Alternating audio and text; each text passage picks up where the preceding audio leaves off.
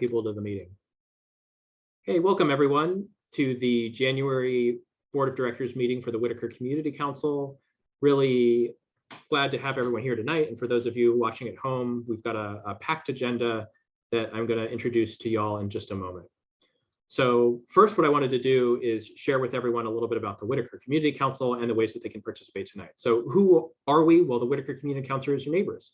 In this photo here, we've got board members, both past and present, in front of a bus that we had COVID-19 messaging, which was unique to the Whitaker, with members of the Whitaker community, Gloria and Akon, who own Equiano Coffee down Blair.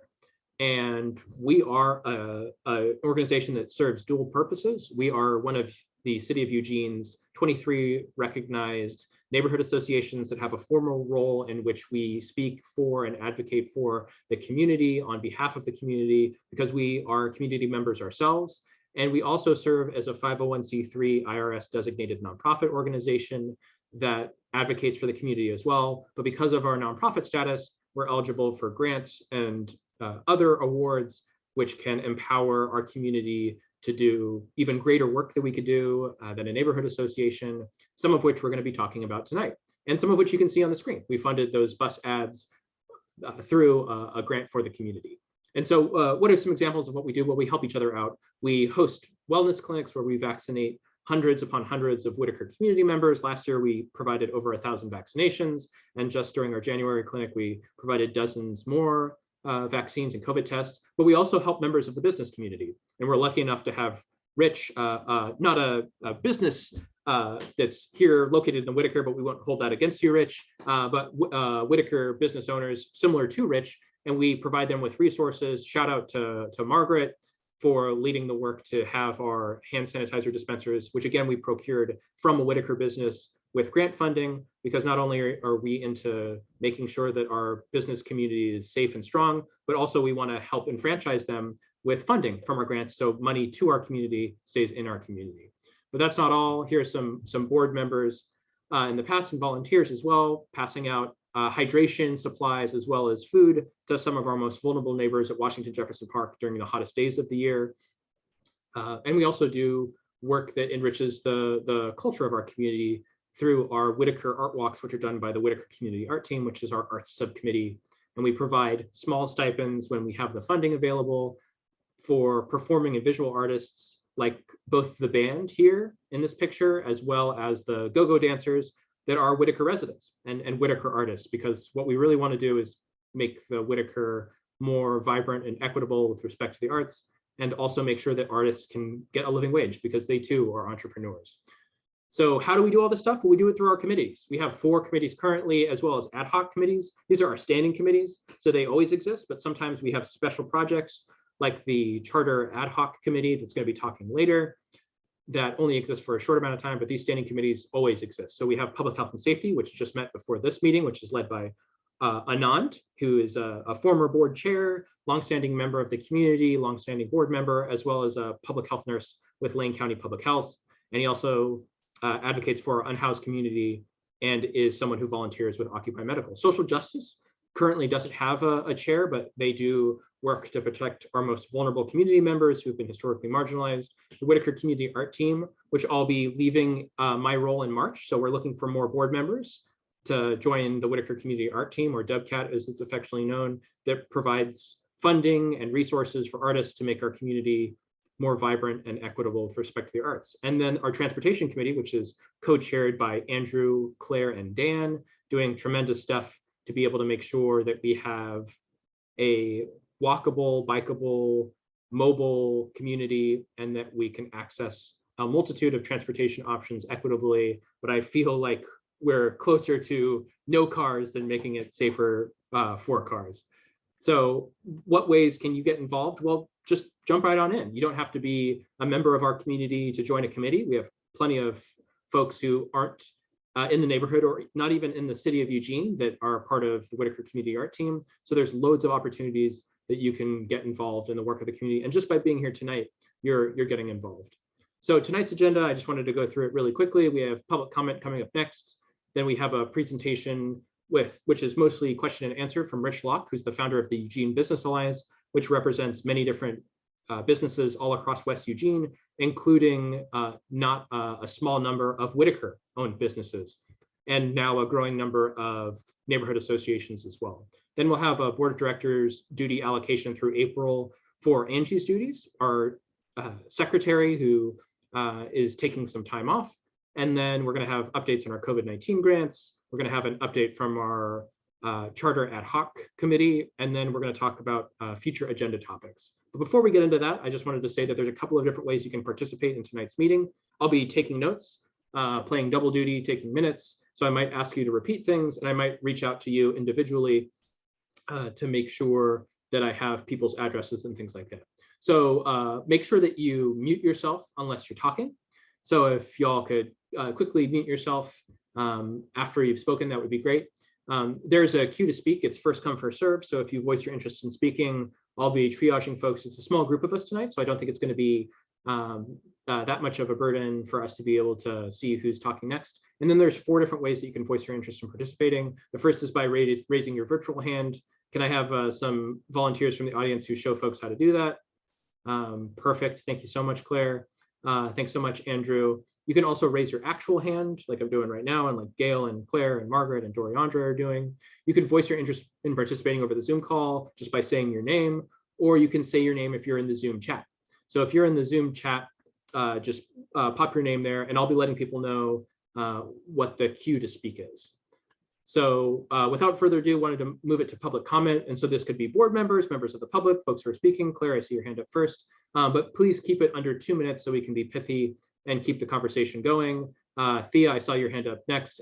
Andrew, I saw you up third. And just to let people know, again, I'm going to be taking notes tonight. So please bear with me. Thanks, Delaney, I see your hand as well, as I capture the minutes from tonight's meeting. So Claire, you're up first. Thea, you're up next, and then Andrew, you're on deck. Claire? Thanks, Ian. So I have 2 quick things. So the first is just a point of clarification. Is Angie taking some time off, or is she resigned? Because those are 2 different things, and I just want to clarify. I don't know. And so Okay. I need to, I'm pretty sure she's resigned, but I haven't had a chance to talk to her. I'm getting Gotcha. I was just checking because you said taking some time off just a second ago. So I just wanted to make sure. Totally. Yep. Okay. And then the second thing, I'm not sure if this is the right time for this, but recently on the Whitaker Open Neighbors Facebook page, I saw that there is a, let's see, a petition circulating about the Whitaker name change. And I just kind of wanted to check in on where that's at on the WCC side of things, since now we are seeing external name change things. Yes, Lavender's here too, and she's very interested in this. But now that we're seeing external movement on this, I feel like it's something that the WCC should revisit, take a position on, or whatever the next step is. Great. Yep. Thanks so much, Claire. I would pitch to Stephen for an update, and I can fill in some blanks too with respect to the research that's a little bit beyond the scope of just changing the name, but it certainly feeds into the ongoing work that we've been doing around researching our shared history and about John Whitaker himself. Stephen, do you want to do a quick update? I'd be happy to. I think Claire is also suggesting that somebody from the board should weigh in, or somebody should let the community know where things are at. And that could be very brief, just saying the board is doing research, no decisions being made, relationships are being established with Kalapuya people, and just leave it at that, but just to let people know there's actually action behind the scenes. I'd be happy to draft something for that Facebook thread and send it along to Claire for her perusal before I post it. That sounds great to me if that works for others. Great. Lavender, I assume, approves.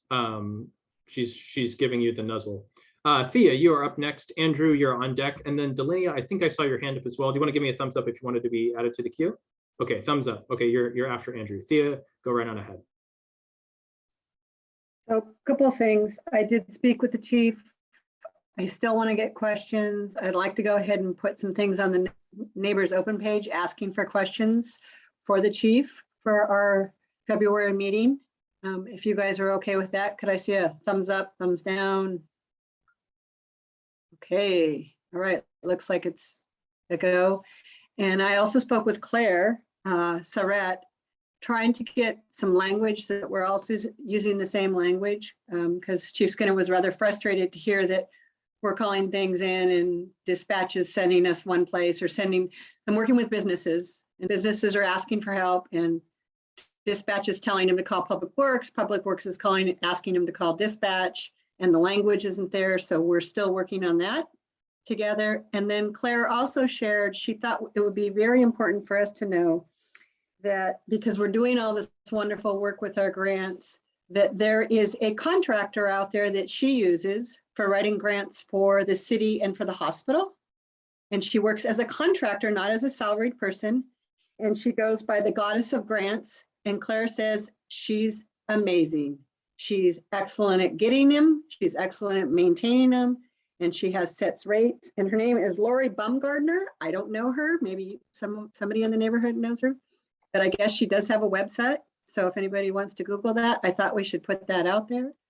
And then I also would like to nominate Claire to take over temporarily, like we did with Angie a year or so ago, to do secretarial work so that Ian doesn't have to type, "You chat, do this." I don't know what anybody thinks about it, but I did ask Claire about it. So just my thoughts.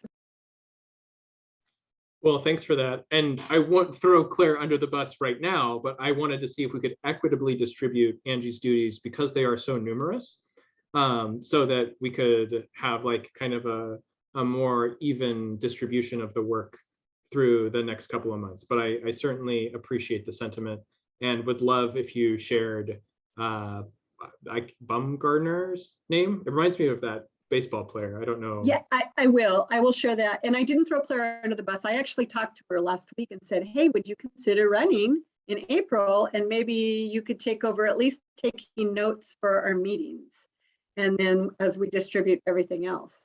So I had her think about it. I would never throw anyone under the bus, but maybe you, Ian. I don't know. Yeah, I've been thrown under the bus. My For husband. sure. Let me know what time the bus should show up. Nice. Brad, I'll throw Brad under the bus.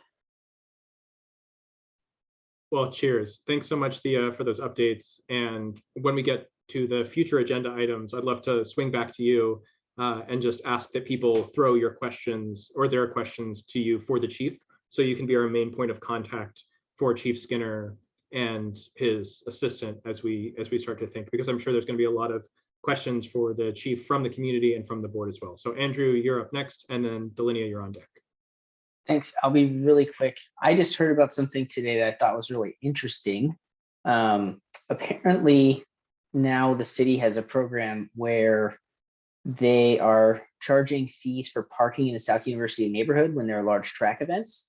And they are using that to cover some of their costs, but the additional profit, if you will, on top of that, they're reinvesting into the neighborhood parks and other services as a way to kind of make the neighbors happy that they have to shoulder the impacts of parking in their neighborhood. And that really got me thinking about how our neighborhood, I know we're going to get a presentation about businesses today and how they've been impacted, but there are also a lot of people in the neighborhood that have been impacted, and people living in our neighborhood and sometimes causing impacts. There's no money generated by that, so it's maybe a little harder to think about where the city would get funding. But I thought it was interesting that they are recognizing that certain policies that they have impacts on certain neighborhoods, and they're willing to invest certain funds into those neighborhoods as a recognition that some of their policies have impacts. So again, I don't have like a solution. I don't know where the city would get some kind of money because there's no profit in running Washington Jefferson Park and the many other places that people are camping. But I thought it was interesting that they're doing that, and it's something that we might be able to keep in mind in the future. Yeah, thank you so much, Andrew, and welcome, Joy, to the meeting. Can you share the name of the neighborhood that this is already being done in? I forgot the It's the South University neighborhood. South University. And the parking folks are running like a special permit system for parking in whatever zone that is during events. Great, thanks so much. Well, Delinia, you are last up on public comment. Just a couple of quick things as far as like with Stephen, this was more for Stephen. Is there any way to make it a blurb about what the Calapooya people have already stated to us? Because that might also make a big difference on, you know, the petition and what the people want. And then I had for, I like Thea's idea about putting it on the neighborhood page, but you're not sure if those are questions from anybody who are really residents. Because I mean, there's even people from other states that are in that one. So how would we regulate that? Well, I want them to email questions to me. If they want to have a question to the chief, they need to email it to me, because I'm going to send him a copy of all the questions. I'm not even going to read them. I am just going to put them in one email for him. And then he and I are going to be doing a drive around the week of the meeting, either Monday or Tuesday, or we're going to be doing a walk around, because I'm not getting in a car with Omicron. So Yeah. He can walk our neighborhood. Okay, thank you. That's kind of And he'll see how some spots aren't so safe for people to walk because of Omicron. And that how some of our unhoused are being abused by some of our other unhoused. yeah. Thank you. Well, thanks so much again for the lively conversation, sharing what y'all have. Yeah, I'm really excited to get in a little bit deeper into our conversation tonight with Rich, because the work that Rich is doing is informed by both his experience as a business leader and a business community member, but also a person who cares deeply about the city of Eugene, both our housed and unhoused residents. So Rich, I won't do more than that. I hope we have just as much time for a dynamic question and answer, but wanted to give the floor to you so you could share a little bit about yourself and about the Eugene Business Alliance, why it came to be, and then also kind of what sort of coalition building and meetings you all have already been doing. Okay, so can everybody hear me? Okay, so let me just, so it doesn't, I can drag this out for the rest of your meeting, but just to kind of condense it, I'm just a local guy. I moved my family here 30 years ago. Most of our lives were spent out in the Veneta area, but I moved my business here to Eugene 7 years ago, and I moved my residence in closer. And so I got really tired of coming from because it's really close. So we're talking within 5 minutes. I got really tired of coming to my business and just seeing homelessness in front of me all day, every day, and the effects of it. And the effects it started having to me emotionally about the people that were out here being abused by the same criminals that are forced to be encamped with them.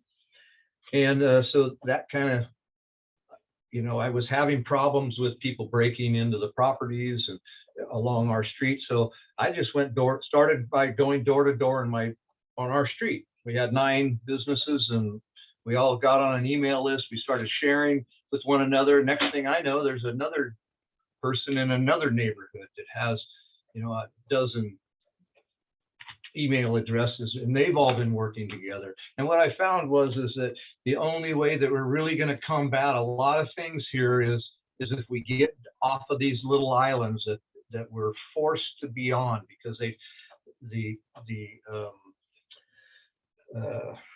I'm just going to call it our city leaders, because I don't want to single out anybody. You know, we get singled out into these small little islands, and what I'm finding is all these islands, if coordinated together, are going to be a real loud voice for our principles of what we're trying to accomplish is, you know, the safety of our community, outreach to the needy homeless, accountability for those who aren't. And, you know, there's a fuzzy line in there because, and I don't know, you know, this is, I know, always known the Whitaker to be a very liberal area of town. I enjoy the culture down there, but for the last 3 or 4 years, I don't go down there anymore. My children used to live right there behind Sam Bond's garage for several years, and they moved away from there because of the increasing danger and some of the stuff that's happening on the street. So I'm sure I'm hearing a lot of horror stories, but it's happening out here too. And it's really sad to see. And that's why I have questions for you folks too, is that where does your generosity stop, you know, when it comes to, and I know that you folks have always had a high tolerance for our needy folks. And you know, I'm even getting to the spot where I really hate to use the terms that are being placed on them now, because I know a lot of them, I have relationships with a lot of them, and the way we describe it, you know, as citizens, you know, puts them all in the same basket instead of, I want to use terms like neighbors. I have a whole community of them that we set up down the street from our business here. Our whole business community took all of the people that we felt were good neighbors, and we got together with the city and Pastor Gabe over at Everyone's Church, and we sponsored this. We took, well, I would say, responsibility for these dozen campers that we've said are neighbors instead of, you know, unhoused or unsheltered or whatever we're going to use, living on our street. And so we've turned them into neighbors. We don't have crime here anymore in our neighborhood because they watch over it. We don't have a litter problem in our neighborhood because when they walk out of the streets, they pick litter up along the street to keep it looking nice. They do not want to ruin what we've got going on here on Atlantic Street at all. And so we're trying our hardest to keep that motion going. I'm going to be proposing another clone to this on the other side of the Beltline, over off of First Avenue. And so I've already started the conversations. So I think there's a lot of things that we can do good for the people who want to be helped. And, you know, I'm all for, you know, asserting ourselves on the people who don't. And I don't know, maybe I could ask the same question back to you folks, is what's the tolerance level? Do I need to shut? So we've got a comment from Thea. Thea? So Rich, I've been working closely with our businesses and a lot of residents, and we're starting to get exhausted. And I've been in touch with Pastor Gabe, and he's doing some amazing stuff, and tried to hook him up with Brittany. And I'm going to send you my phone number and my email in the chat, because something has to change. The question I'm continuing to ask is, what's going to happen with the people who choose not to get services?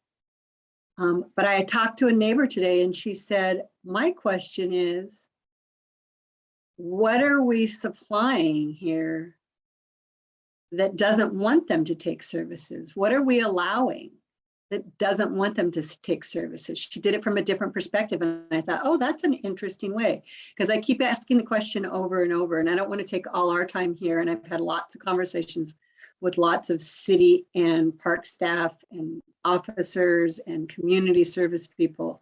Mm-hmm. And so I will send you my information here in a minute. Yeah, but great. That is, we are starting to see exhaustion. We're starting to see people sell and move out. And it's not because the price of houses have gone up. They just are exhausted.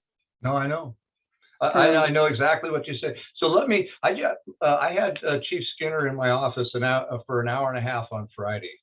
So we had a nice time talking about what needs to happen, what's going to happen. you know, and he can't explain the details to me, but I read between the line, and one of the things that I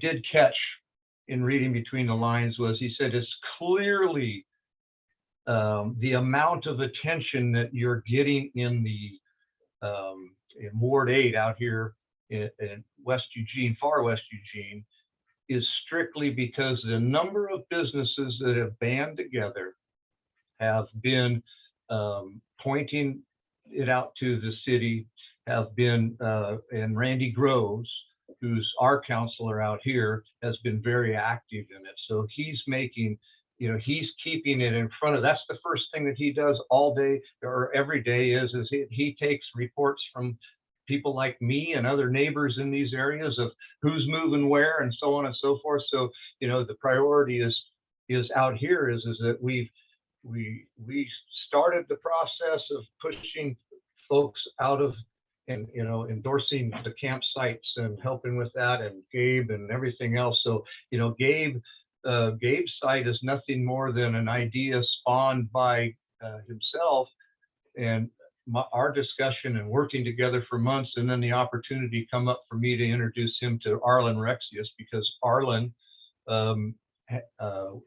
was talking to me about what he and Pastor Gabe and I were doing. He'd said, well, I've got 4 acres, and so that's going really well, and it's a duplicatable model in itself. The restrictions on how far we go into the need, I don't believe it meets the level that I want to have everybody that wants to be under shelter. I want them under shelter. And the reason they're out there is that I've heard this term used by the police and by staff and everybody. They call our homeless population, they call it inventory. So what do you suppose it's inventory for? Our services. I coined a phrase here a couple months back, and the phrase is access to excess. At every level of our society, we have access to excess, and it's no different at the street level.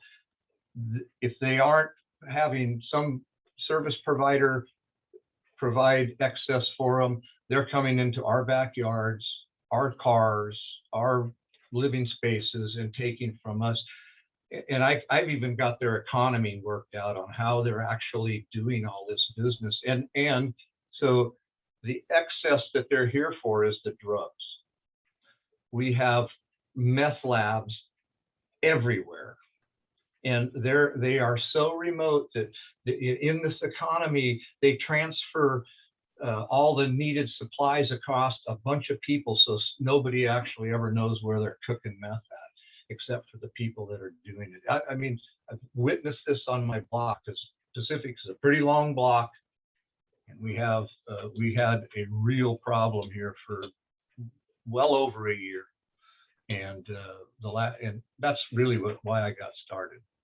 But let me just talk a little bit about the EBA. Rich, go ahead, Ian. I'd love to hear a little bit more about the EBA, but we're running short on time, and I want to be able to get to some of our questions really quickly from members. Mine is first, and it just super quickly. What is the Eugene Business Alliance, and why are you asking neighborhood associations like ours to join you? Okay, the Eugene Business Alliance is this email list basically that we've put together. We have I just went over 183 individuals and businesses, and there's probably more like about 160 businesses involved in it right now. We are all pretty much on the same page. I'm sure that some people don't, find maybe my tactics a little bit offensive, but excuse me if I say something on accident. But anyway, and we're all believing in the same thing. We want the help, we want the needy, and we have gone through, we have many people inside this group that actually have homeless individuals on our lots and such. What was the second half of your question, Ian?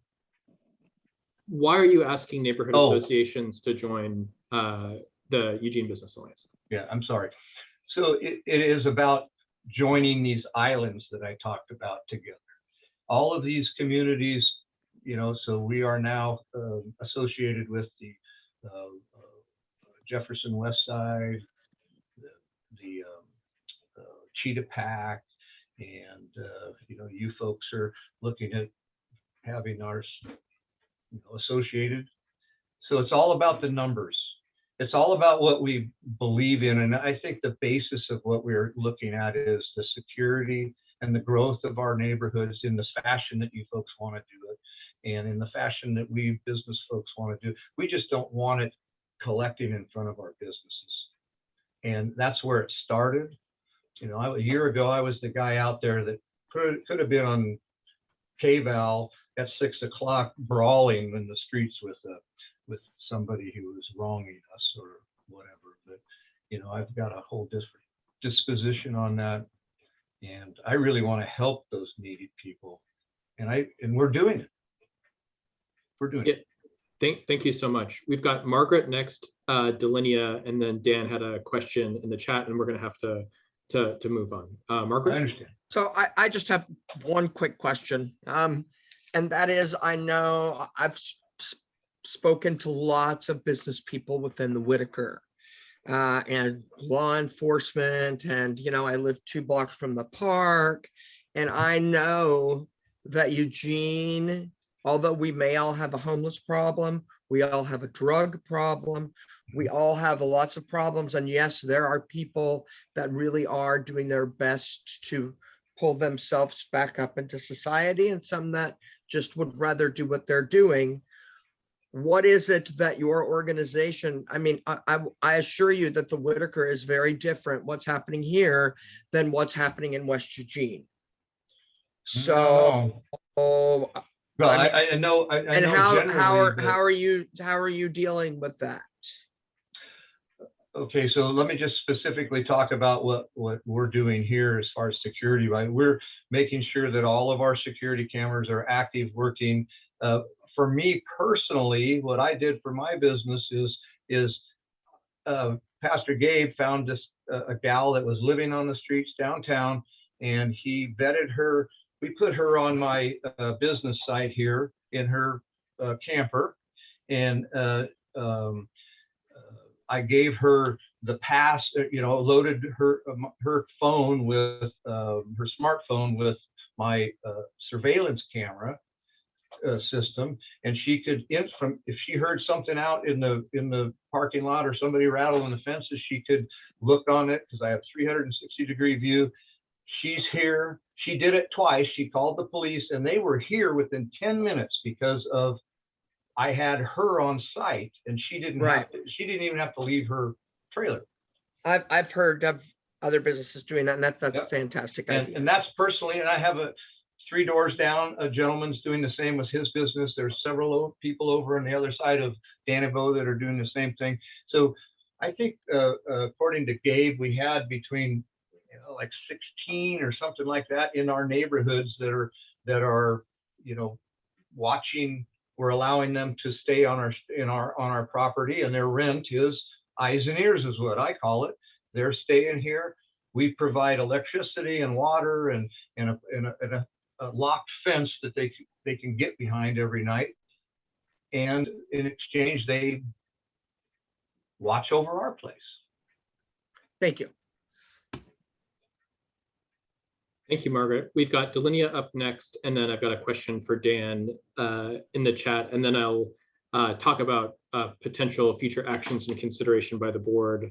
But Delinia, feel free to go right ahead. So Rick, just a quick thing that I have been yelling at city councilmen, anybody who comes from the city, mobile resource centers. A lot of these people, they can't leave their campsites. Having a place a van that goes with a way that they could register for IDs, their services, a lot of them, it's not that they don't want to, they just can't. And, for us in the Whitaker, we understand the ones who are not following the rules, a lot of them have a lot to do with mental issues. Mm-hmm. So if you want to pass that to your councilman and see if you can get him to raise some cane, but a brick and mortar, we don't need that anymore. We need mobile services for people. The other thing is, I had a situation yesterday at our shop where across the street, the shop was closed. So, but there was somebody just kind of hanging too close to their business, and making sure that the businesses in your alliance, this is just another suggestion, that they all have trespassing letters on there. We did that here just a couple weeks ago. Sorry. Yeah, that's the first thing that they kind of look for. Mhm. And then I guess my last question to you is, well, actually, I forgot that one, but that's all I have. I just wanted Okay, to chime in. so- Oh, I'm sorry. Go ahead, Rich, please. So because I'm trying to concentrate on so much, the first part of that question, I'm sorry. It wasn't a question. It's Okay. more of maybe you can get your, city Yeah. councilman to get us when I say us, I mean us, all of Yeah. us in Yeah. Eugene, a mobile resource center, because realistically, that's what the houseless neighbors need. Okay, so I'm going to comment on that to the fact that there is a lot of resources.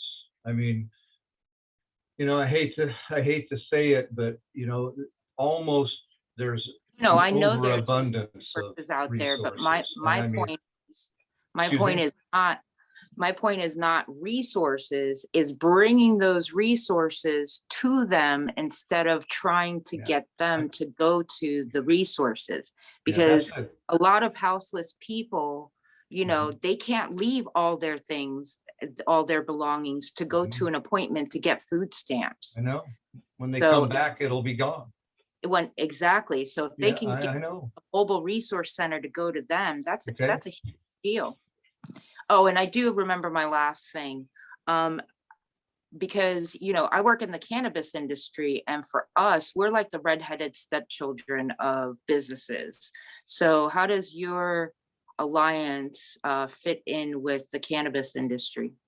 Are you a business? Yeah. Okay, so and do you care about your community? Yes, we do. Well, then you're in. I mean, Okay. it doesn't, cannabis to me, or I don't think anybody, I mean, that's an accepted fact. It's legalized. You guys are doing, I kind of feel I have a few people that dabble in that, that I know, and you guys are being taxed half to death.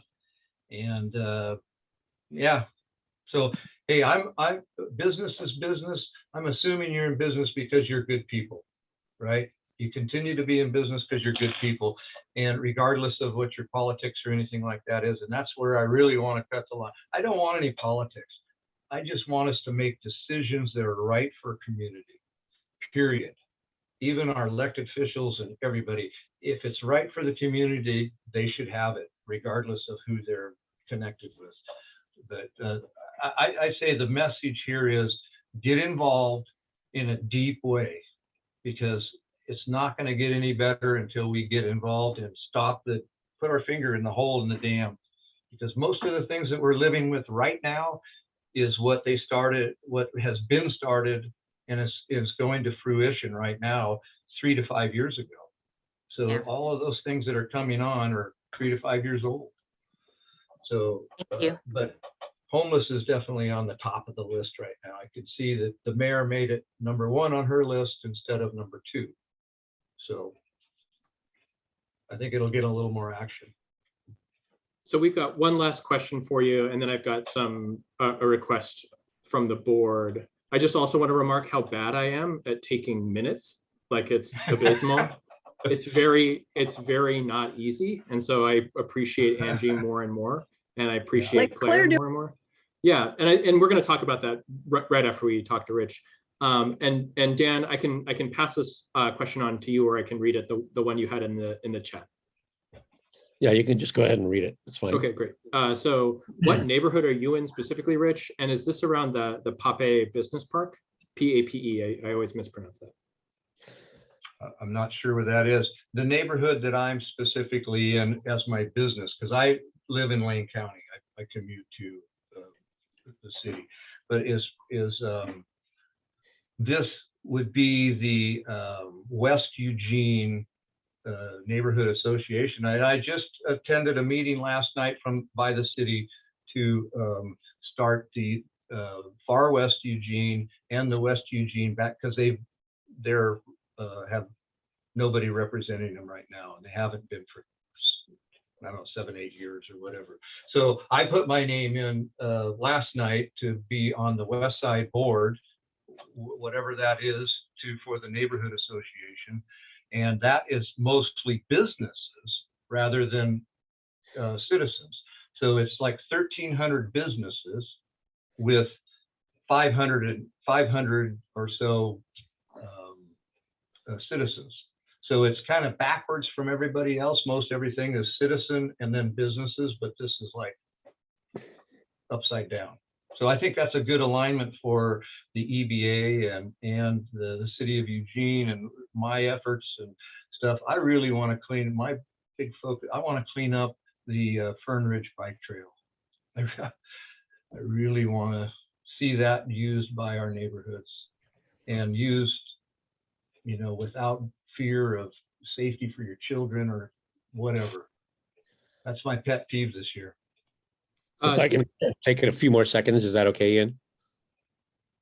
Yeah, go right ahead. Yeah, okay. Well, so it's the business park though, that's out where West 11th turns towards Fern Ridge, correct? Mhm. That area generally across from the smoke blocks Mhm. plant where the Eugene Speedway used to be roughly. Mhm. That's the neighborhood you're So controlling. it's where Musgrove Family Mortuary is on Danabo. Yeah, But okay. the neighborhood is I think it goes out to like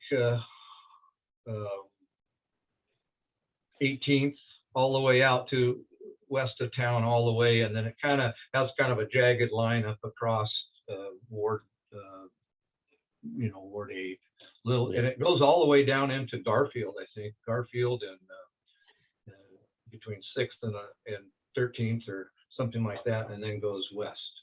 So it's a big Yeah, I think- area.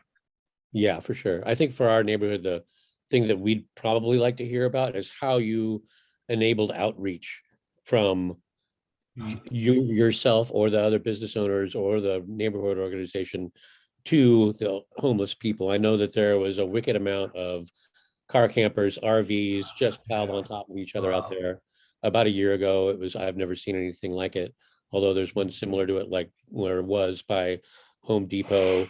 There's other neighborhoods that are dealing with it, and our problem is mostly street campers, tent campers, but it'd be interesting to hear the specifics.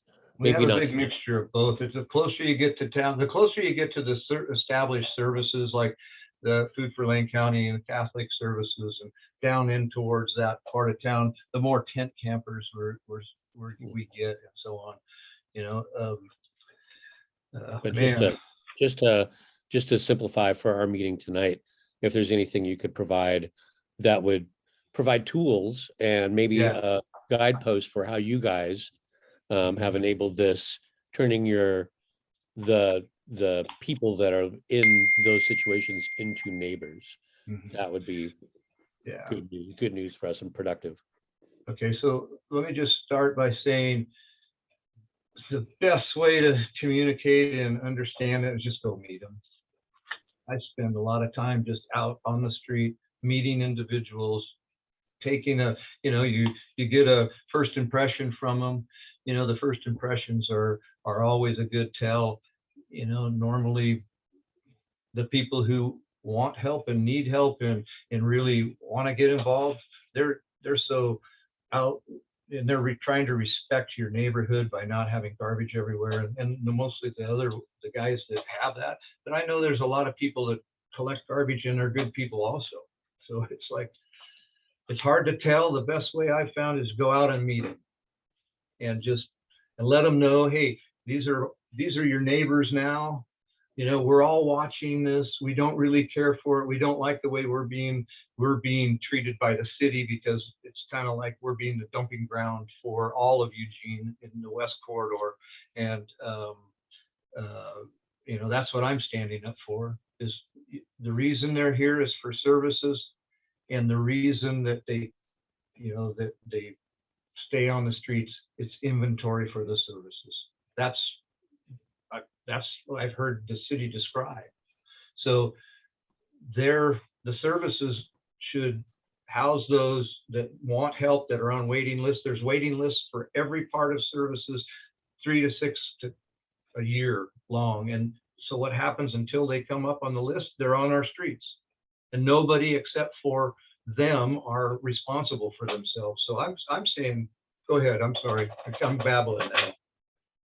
Not at all. We actually just need to move on. So unfortunately, we Yeah. can't take any more hands. What the thing that I wanted to do a quick gut check from everyone is, would you like to kind of stew on this for a while about having a formal vote by the board to join the Eugene Business Alliance and nominate a member of the board to represent the Whitaker Community Council, or would you want to vote tonight?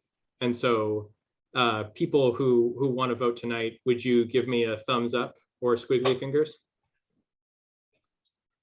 So we've got some hands up, but I think most of people are we want a chance to stew on this a while. So that's what we'll do. We'll have a deeper conversation and reach back out. The one thing I think we do need to vote as a board, and Thea, I see your hand up, but unfortunately we just don't have the time right now. And the thing that we do need to vote on tonight is we need a representative from the Whitaker Community Council. Oh, thank you. Sorry. Apparently, Rich's dog was very unfavorable towards us needing some time. I'm very sorry, Rich's dog. This is very normal for the Whitaker Community Council. We definitely need to think critically. But the one thing that we can't wait on is having a new neighborhood representative to the Neighborhood Leaders Council, which is coming up on Tuesday the 25th. It's from 7 to 9 p.m. and it's a monthly meeting. And this next meeting is a very important one. Eugene Business Alliance will be there, along with all of the neighborhood associations, as well as the city manager, as well as the Chamber of Commerce. And now I am definitely throwing someone under the bus, but I'd like to nominate Margaret to be the Whitaker Community Council's representative.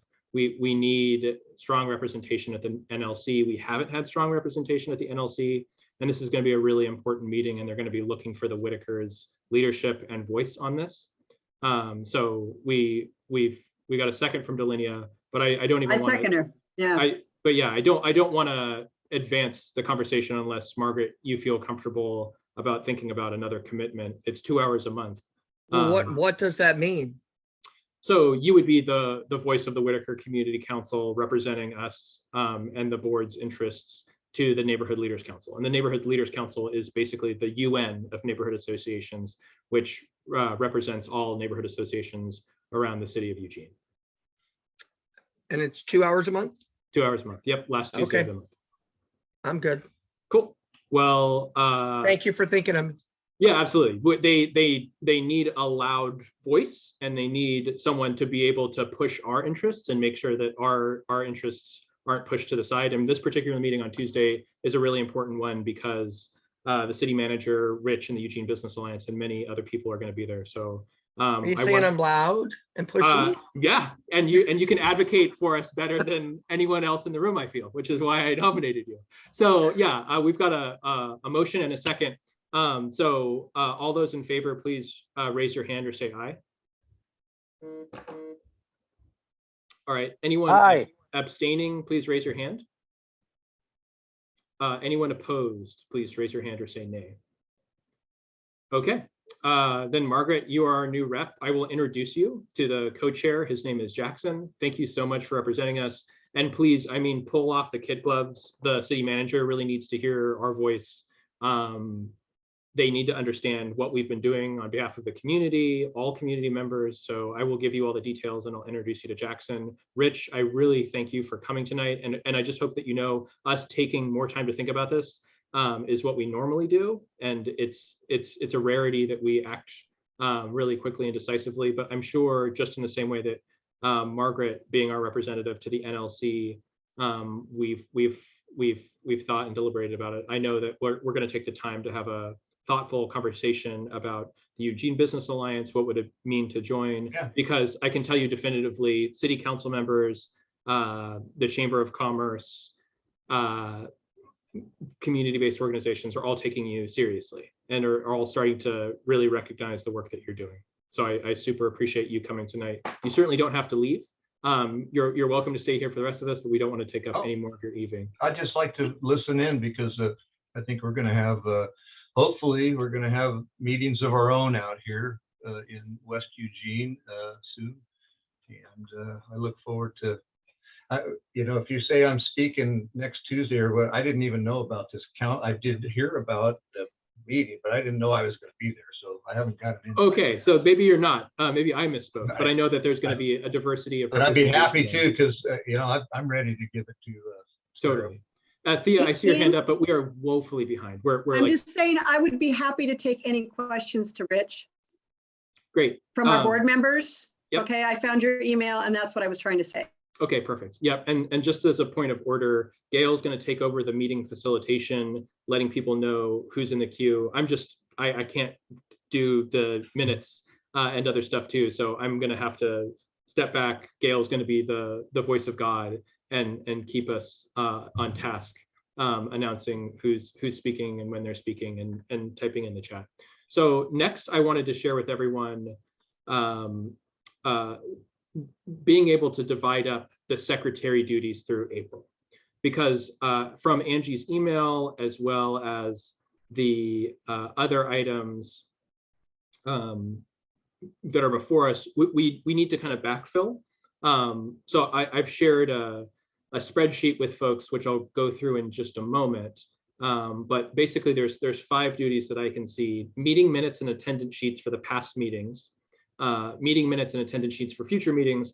I've taken care of January because I did the minutes for our general meeting. I'm doing our minutes poorly, but I'm still doing them for this meeting. We need to record meeting hours for September through March. So those were the emails that Angie was sending, which is recording the number of hours that we volunteer. And then we need to do a mailer, and we need to do a mailer pretty quickly for our meetings, February through April. And maybe we won't even be able to put out the mailer in time for February, but we could certainly do it for March and April and just do something kind of purely on the elections. And then last, but certainly not least, is the syncs, because I'm not sure where we've landed with respect to finding a contract for the syncs, but Angie was lead on that project and she could certainly tell us. So to let people know, we need people to sign up to do to write up the meeting minutes and the attendance sheets for past meetings, and there's 9 of them. And so that would entail watching the entirety of one of these meetings, so it's 2 hours. And this is why I don't want to put it on a single person, but I know if each of us on the board kind of split this out, we'd be able to take this on individually and really kind of have the burden more equitably distributed across the board. And so Claire, I see your hand up, but I thought tonight what we could do is literally people could volunteer for certain things, and we could kind of move through Angie's duties and divide it out evenly, and then send an email to her just saying, hey, we're taking care of things, we've got your back, and don't worry, we're going to have everything covered by the election. So we've got Claire's hand up and then Andrew, but I'm taking over Gail's duties. So Gail, I'll pass it on to you. My bad. Yeah, thanks, Ian. So first of all, sorry, the music distracted me. What was I guess? Oh, so first of all, I just want to ask, I mean, like, how in depth do we want to get with minutes? Because I feel like in the name of just kind of like getting this over with in terms of getting the meeting minutes down from these past meetings, we could just make it very simple and just record the motion. Say so-and-so made a motion, so-and-so seconded, because in the world where we have our meetings recorded and available readily online, really, I think all we really need to do is say, you know, Dan made a motion, Gail seconded, and it unanimously passed, you know, the kind of like really important parts of it. But I mean, does that sound like the kind of notes that we want to go for? Or do we want to say like, Ian said, I'll have to think about that. Like, what kind of detail do we want to go into? So I was actually going to chime in on the same subject, if you don't mind me just chiming in. I might suggest we do a little bit more than that, but I was going to suggest we maybe keep it at like, there was a discussion, like for tonight, like there was a discussion about the Eugene Business Alliance and their efforts around homelessness. You don't need all, the minutes are not verbatim. They're not supposed to be verbatim. And I was going to remind everybody of that, but I like your idea, but I would suggest that we at least like note what the Include discussion. topics. Yeah, topics, and maybe like if there was a major, like if there's some big, but you don't need to record what everybody said exactly. Yeah, that's what I'm thinking too. And yeah, obviously if there's like a major sort of like tangent off of some kind of topic, you know, like, oh, we're talking about the bus and Andrew has a huge problem with the bus. And so we went off on this topic, not that you have a huge problem with the bus. Hate them. You're one to talk. But yeah, that's what I'm thinking as well.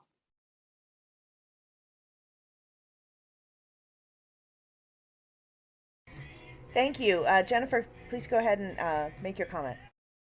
So I wonder if we could just use the prior minutes as a guide to see, you know, what the rhythm is for the minutes. Have you considered that?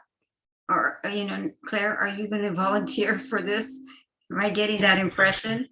Well, it sounds like we're splitting this up. I've already seen Andrew at least chime in the chat that he's down to take a few, you know, turns or two with this.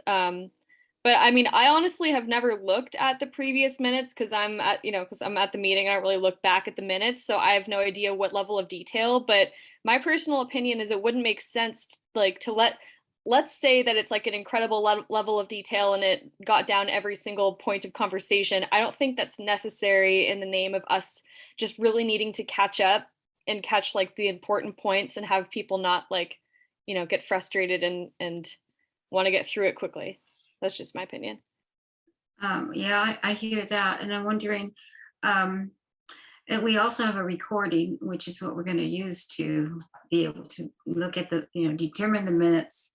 So, I mean, I'll be glad to do it, but what I don't do one, I don't know how to get it to the WCC if you're using a certain format. I have a suggestion.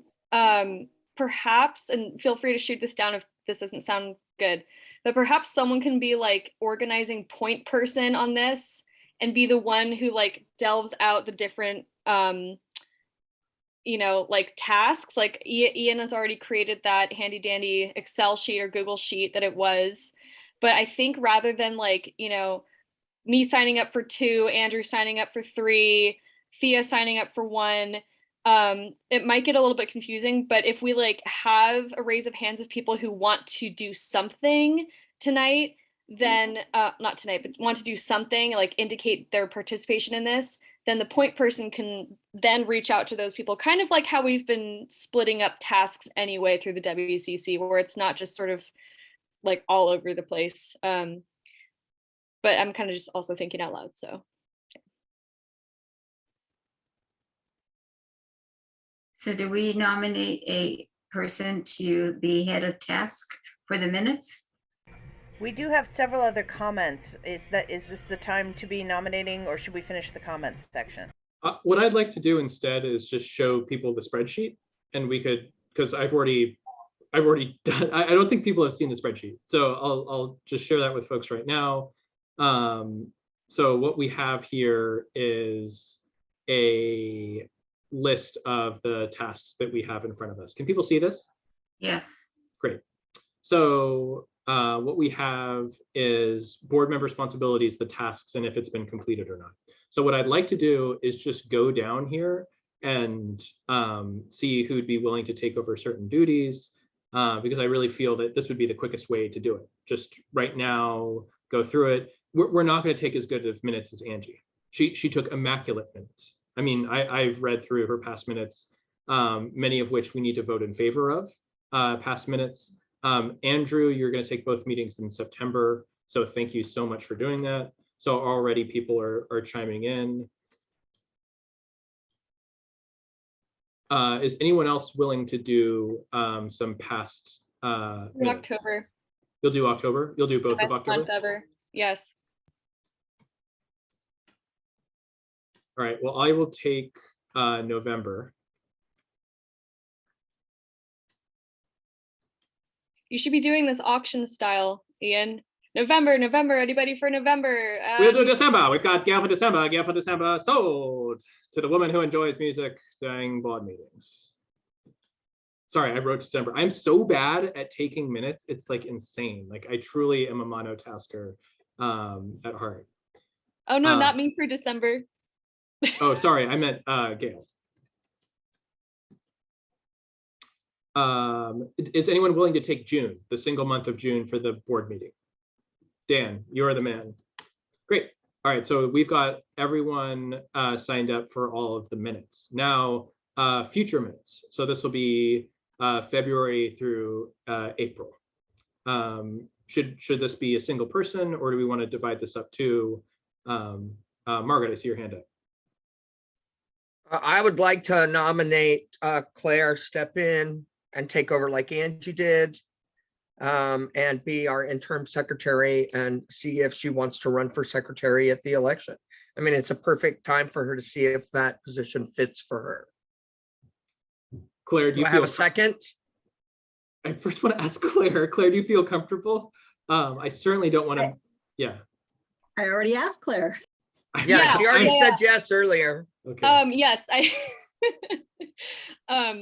yeah, I do feel comfortable doing that. I will say that I'm not going to go above and beyond getting down every single word people get, but I will get the important stuff as along the lines of what Andrew said earlier.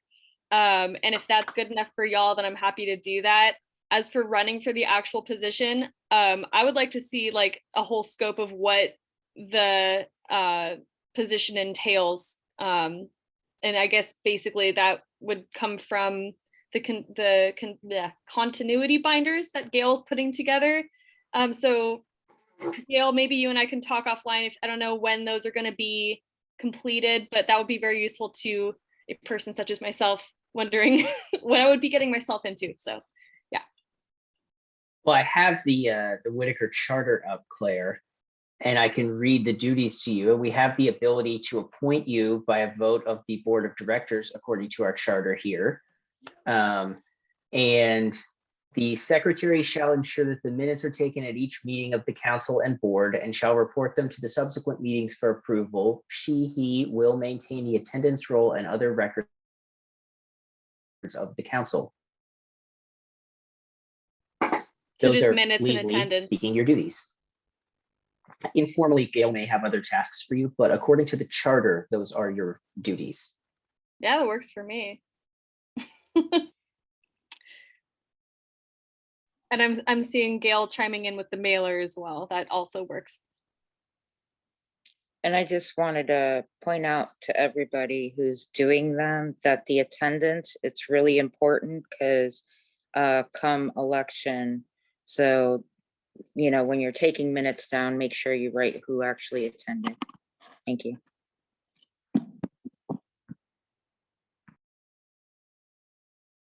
Jen, did you have something to add? Yes, I wanted to make sure that Andrew is reading from the current charter. I was reading from the current charter, but the duties in the future charter are very similar, assuming the future charter is the new charter. Thank you. Thank you, Thea. Go ahead.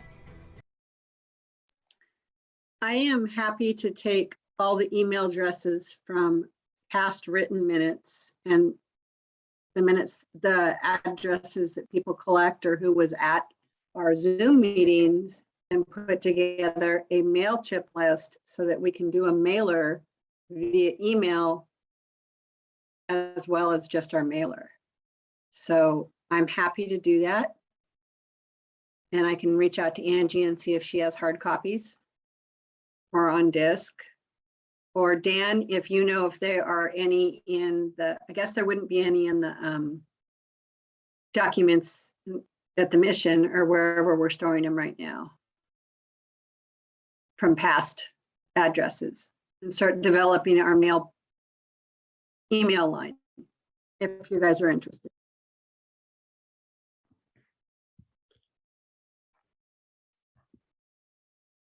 I think anything that's at the WCC room, oops, is not going to really apply to what we're working on right now. But I can certainly dig a little further. Jen, did you have something else to add? No, In that case, we should probably take a vote on the motion. Ian, would you like to lead that? Is this the motion for Claire to take over the interim duties? I don't know if we need a motion and a vote for that. I mean, she could just take over the interim duties. Andrew, the current charter reads that we can appoint someone into the position formally. It also, it does, I had that up.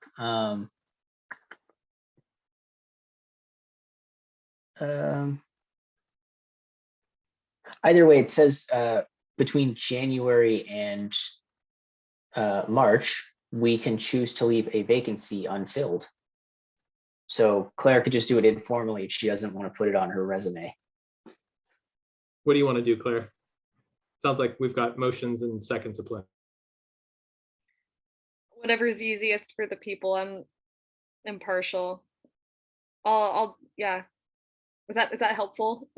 Is that not helpful? Well, if there's a motion on the floor and a second, then I feel like it's what's done is done. Was there a motion and a second? I believe, Margaret, you made the motion and there was a second, so I think it's time to call a question. So all those in favor of appointing Claire. Actually, hold on here. I'm sorry. I'm thinking actually that we have to call a new election under this charter. It's in the new charter that we could fill the position, I believe. Gotcha. Sorry about the confusion. No worries, Andrew. We're gonna have to vote you off the island for that. Small errors are never allowed. No, it's Then you're gonna have to call a new election. all right. I don't think we're gonna call a new election. I'm saying that off of supposition, but yeah, Claire, thank you so much for taking on these duties temporarily, and you're our new secretary in my heart. So if that's any sort of consolation, please let that be to you. And then we just have a few more duties ahead of us. And then we can move on to our next agenda topic, which is always the fun thing of allocation of grant funds. So we have recording hours for September through March. And so that's going to involve sending out Google Forms to the board. And I know it's been a while since September, October, November, and December, but this is going to record our hours. And what these are used for is we have to submit an annual report to the city of Eugene, which is the basis for us using our outreach funding. So I'm just wondering who wants to run point for the September through December Google Forms of sending those to people. Claire, I put you January through March because I felt like you'd be fine. You're getting a thumbs up for that. But does anyone want to lead sending out the Google Forms to folks for September through December? Can I ask an efficiency question? Yep. I'm assuming that there was a standard template for that. I'm just wondering if there's an efficiency maybe in one person sending them out and we volunteer to like collect the information in spreadsheet separately. I'm asking because I don't know the process. You know, I don't know the process either, but Angie does. So Claire, if you're going to do January through March, would you mind just sending out the email September through March? Basically, we're going to get a ton of emails all at once saying, hey, can you put in your hours? And we'll have to do probably batch September through January. So yeah, I appreciate that, Andrew. Claire, are you game to do it all September through January? Yeah. And I mean, from my memory, I think Angie just like emailed people and said, hey, how many hours did you do? If anybody's interested, I know a free online website where it's really, really easy to record your hours so you don't have to do any math or anything. If you're like me and got a BA, then you don't have to do math, you get really, really excited.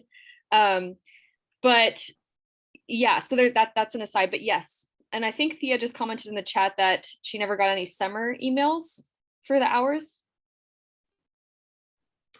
They came from me all the way through August. So some of my emails were going to Gmail and they went into junk. And I think we finally gotten that straightened out. I used my Comcast email. And so Angie was going to resend them and they didn't. I still have them all written down, so. Would you like for me to look through my emails and find where Angie said, how many hours did you do doing this? How many hours did you do doing this? I Because- have my old ones, as long as I can just. send Right, them I was all saying, over. Claire, I can just send that to you if you would like, and you can see the format that she used. Oh, I mean, I have that too, Okay, but I appreciate the offer. So we have two items left before we go to the next agenda item. We've got the mailer for February through April. So this would involve putting the mailer together. This would involve sending our mailer to the printer and making sure that it goes off on time. So is there anyone who wants to run the mailer? We might not be able to get February, but I think it's really important that we do send a mailer out for March and April, because it's going to be letting people know about the elections and eligibility to vote. I can volunteer to help with that, but I am not good at designing things. So I would make a really ugly mailer, but I'm happy to work with someone to get it to a printer and work on the address lists or however we get that.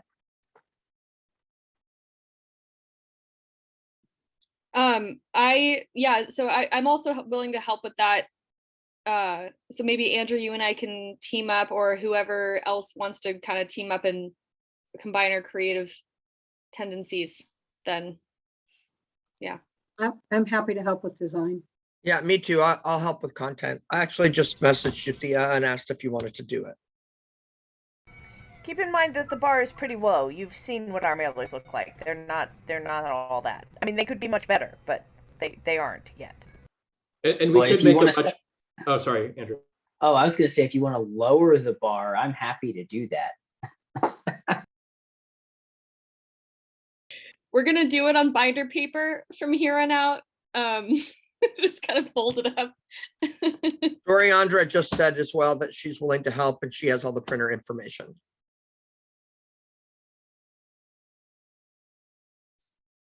Yeah, Thank you. Then I'd make a suggestion that we bail on trying to send it in before our February meetings, and instead work during the month of February so that we send it in early March and make it a super, super nice mailer where we talk about all the amazing work that we've done together, make them self-addressed envelopes so people can send postcards to Councilmember Syret, because I know that she's going to love that. And that we also let people know about everything that we talked about during previous meetings and what we're going to be talking about during future meetings. Or we can have the self-addressed mailer go to our PO box so that people can make helpful suggestions about what they want to see the WCC do in the future as well. Oh, can I ask, when does that mailer go out? You said February and March? It can go out whenever we want to send it out. So the bar to clear, the very low bar to clear for the city has already been cleared. Usually we send out quarterly mailers once every 4 months, or 3 months rather. Okay, might so Be able Can to have, I might be able to have some financial information for you guys ready at that time too. Right now, we're just dealing with 1099s and making sure everything's getting out as far as tax wise. and I'm wondering if there's any way we can get it out in February, only because in case the charter is approved, we need to have that information out to the membership before March, or at the very beginning of March. Do you understand what I'm saying? Anybody? I don't quite understand. Are you saying get the information that there is a new charter out to the people of the Whitaker? No. No, I'm saying that if we can get the mailer out before March, because if the charter revision is approved, there is a time sensitivity about it because of the change in elections. And we need to get that out to the public, to our membership. So- We're talking about minimum requirements here. If there's a need to make a public announcement of something that we've So- done, we have ways to do that besides the mailer. To clarify Jen's point, I think she's referring to the way that people are eligible to be elected for certain positions. If I'm remembering from when I was looking at the charter earlier, people who do not attend at least 3 meetings, I think, Jen, correct me if I'm wrong here, I think the new charter, if passed, it was like 3 meetings to run for board chair and maybe something else. It's So just it would for- affect eligibility. So yes, it's the officers are going to need to go to X amount of meetings before they can be nominated. I'm wondering if we can have this conversation around the charter in the designated time that we're going to talk about the charter in just a few minutes. I want to be able, because we're running low on time right now, I just want to make sure that we finish up the conversation on the duties for the secretary before we move on. And I want to recognize that Thea actually was first in the speaking order. So Thea, go ahead. So as far as the mailer, could we also do a MailChimp one at the same time, Ian? Is that possible? Ian, go ahead and respond to that, please. Yeah, so the board has approved the funding for MailChimp, so we certainly can. And Thea, yeah, I was just going to share this with Angie, but there was another email account. WhitakerCC@gmail.com was created by board members past. And so this, gosh, I might even show it to you. It's that exciting. Can you all see my my browser right now? Yes. Cool. The suspense is building. If someone wants to start singing Italian opera, they're more than welcome to, as long as they're singing with a deep falsetto. So the reason I asked the question while you're pulling this all up, Ian, is that MailChimp, you can create a mailer that is electronic as well as snail mail. Yeah. And you can make a really nice one. Totally. So this is the Whitaker Community Council board contact list that was created by a past secretary a long time ago. And I think this is it. Are they still alive?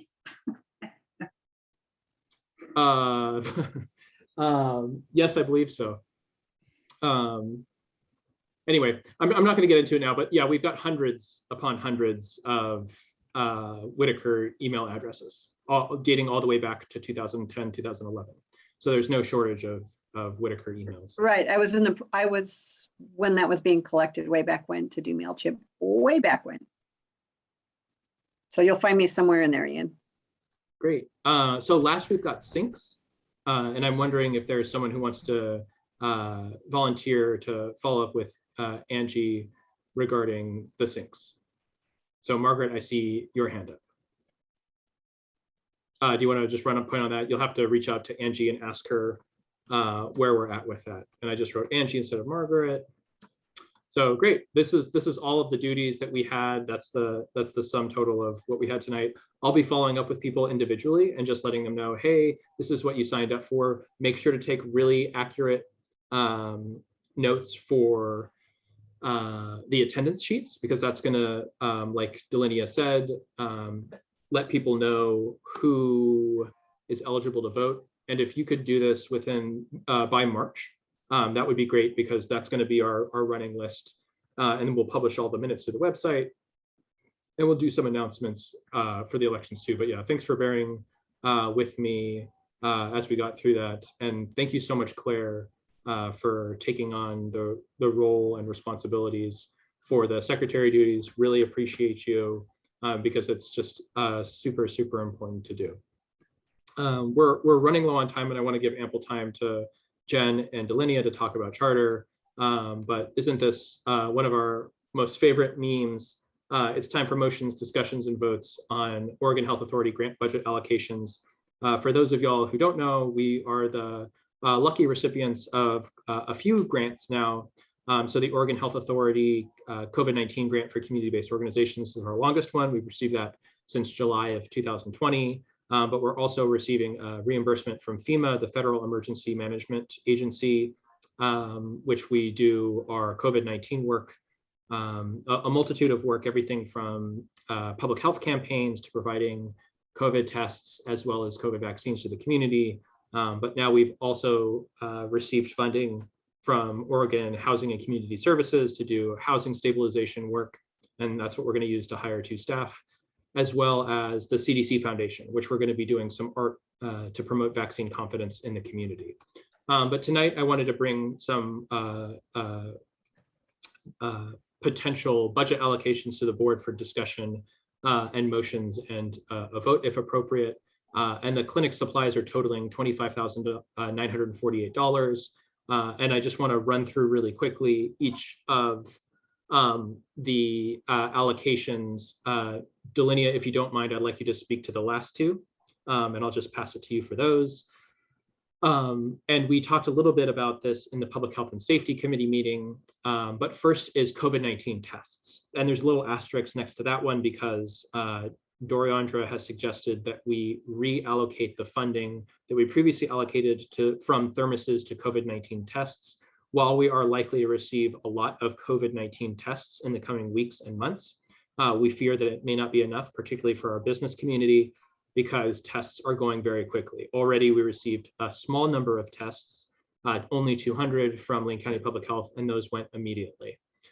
So we're not sure if we're going to be able to use the funding from the FEMA reimbursement for COVID tests, but if the board tonight votes to allocate or reallocate the funding from thermoses to tests, I'll reach out to the good folks at FEMA and see if they would be amenable to us using up to $15,000 in funding just for COVID tests.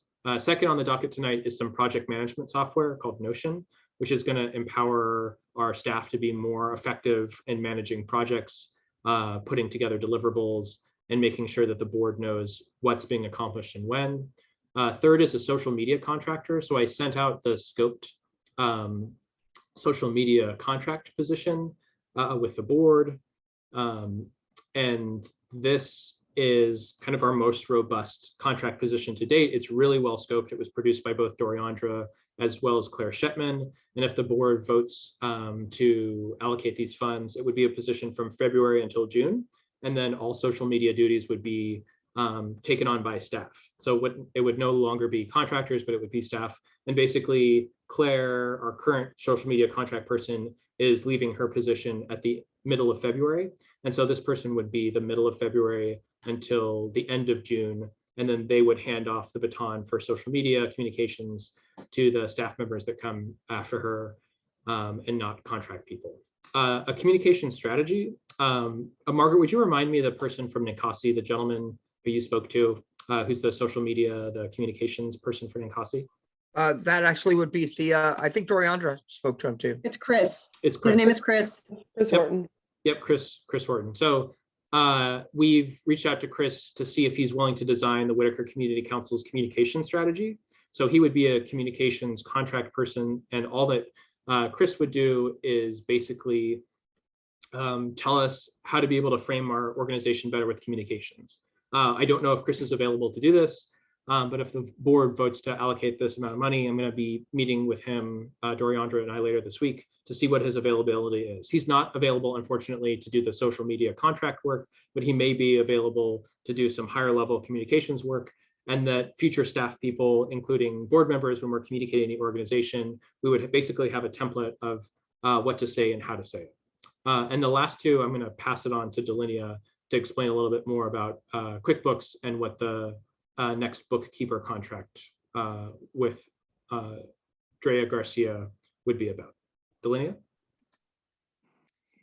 So the QuickBooks, what we had got it for was the first time was for a couple of months, and then it was for a quarter. The QuickBooks, the $720, that would cover the year from February to February.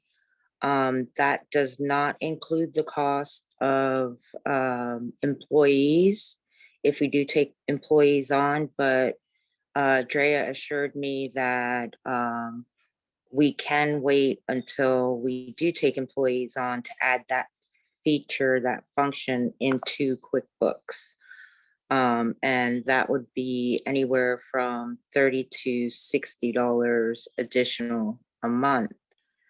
As far as Drea's contract right now, we just finished inputting everything into QuickBooks.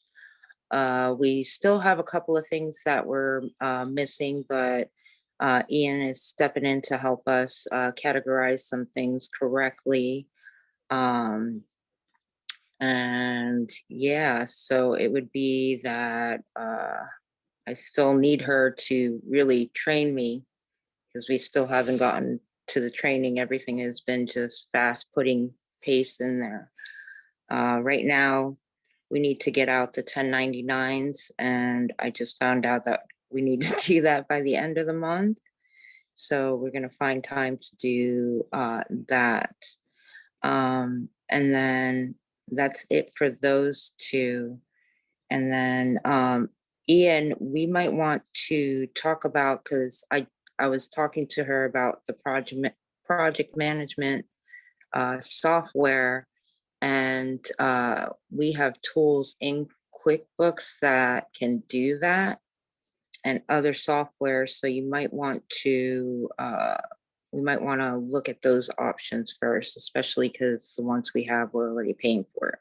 Yeah, I consider them. So QuickBooks is completely different than the project management capacities within QuickBooks are completely different than the ones in Notion. But the project management tools within QuickBooks would be great for Drea to lay out what she's doing, when she's doing it, and then communicate that to our staff and or the treasurer to our staff person. So that's some great input, Delinea. And that's all I have. Sorry.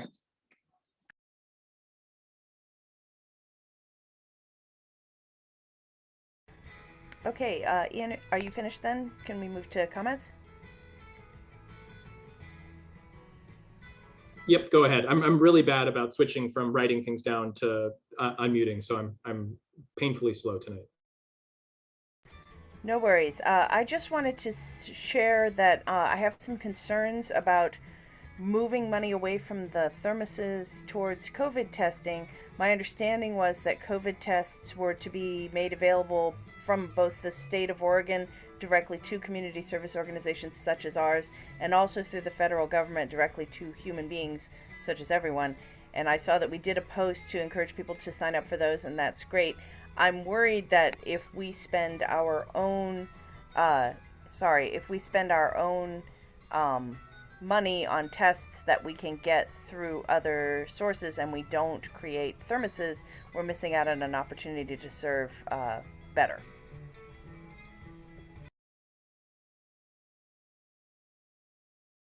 Doriandra, do you want to speak to that?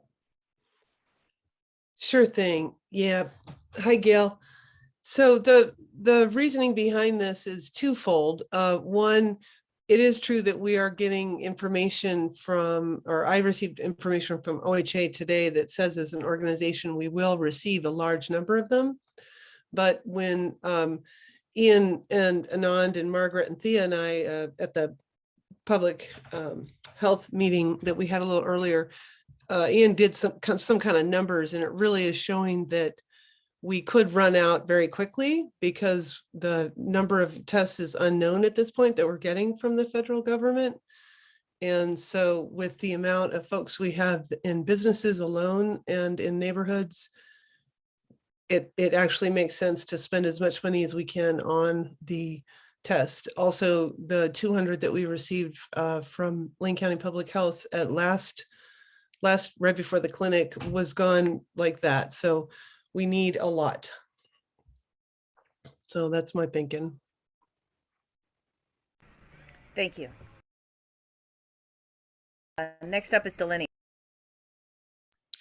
Yeah, I kind of saw two different things. The same concern that Gail has is that UPS, they'll ship them to you from UPS for free, and from the US Post Office. There's like several different places that you can get them mailed for free.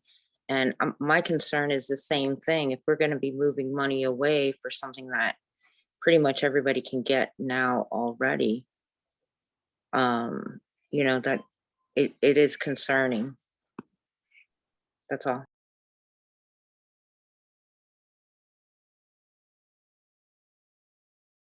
Go ahead, Ian.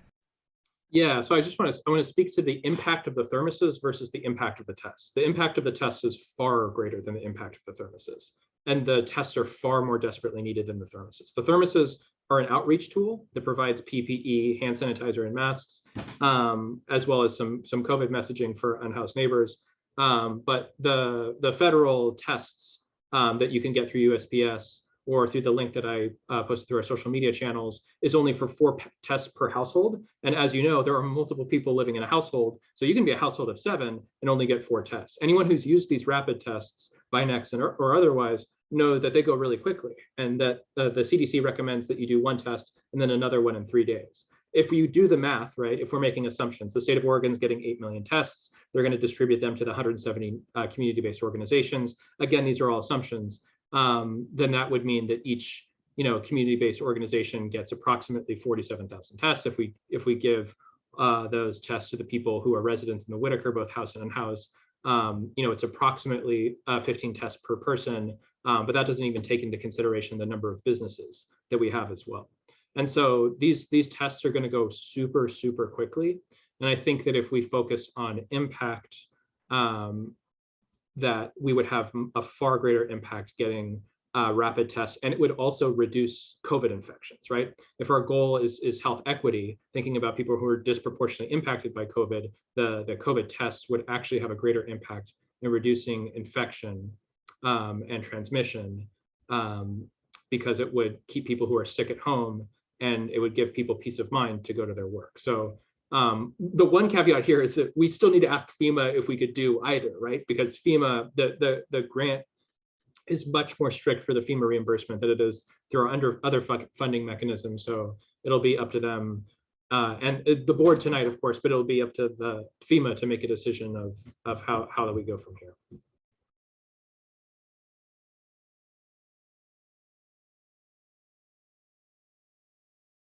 Thank you. Jen, you're up.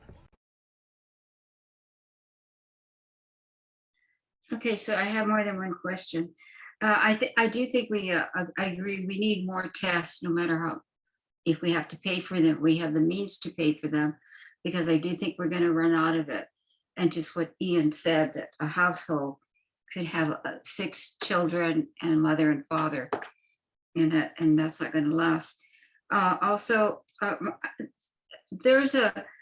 was listening, Dorian, to this party for you. I listened to KLCC a lot, and I heard a half of advertisement for the WCC, and I can't remember what it said.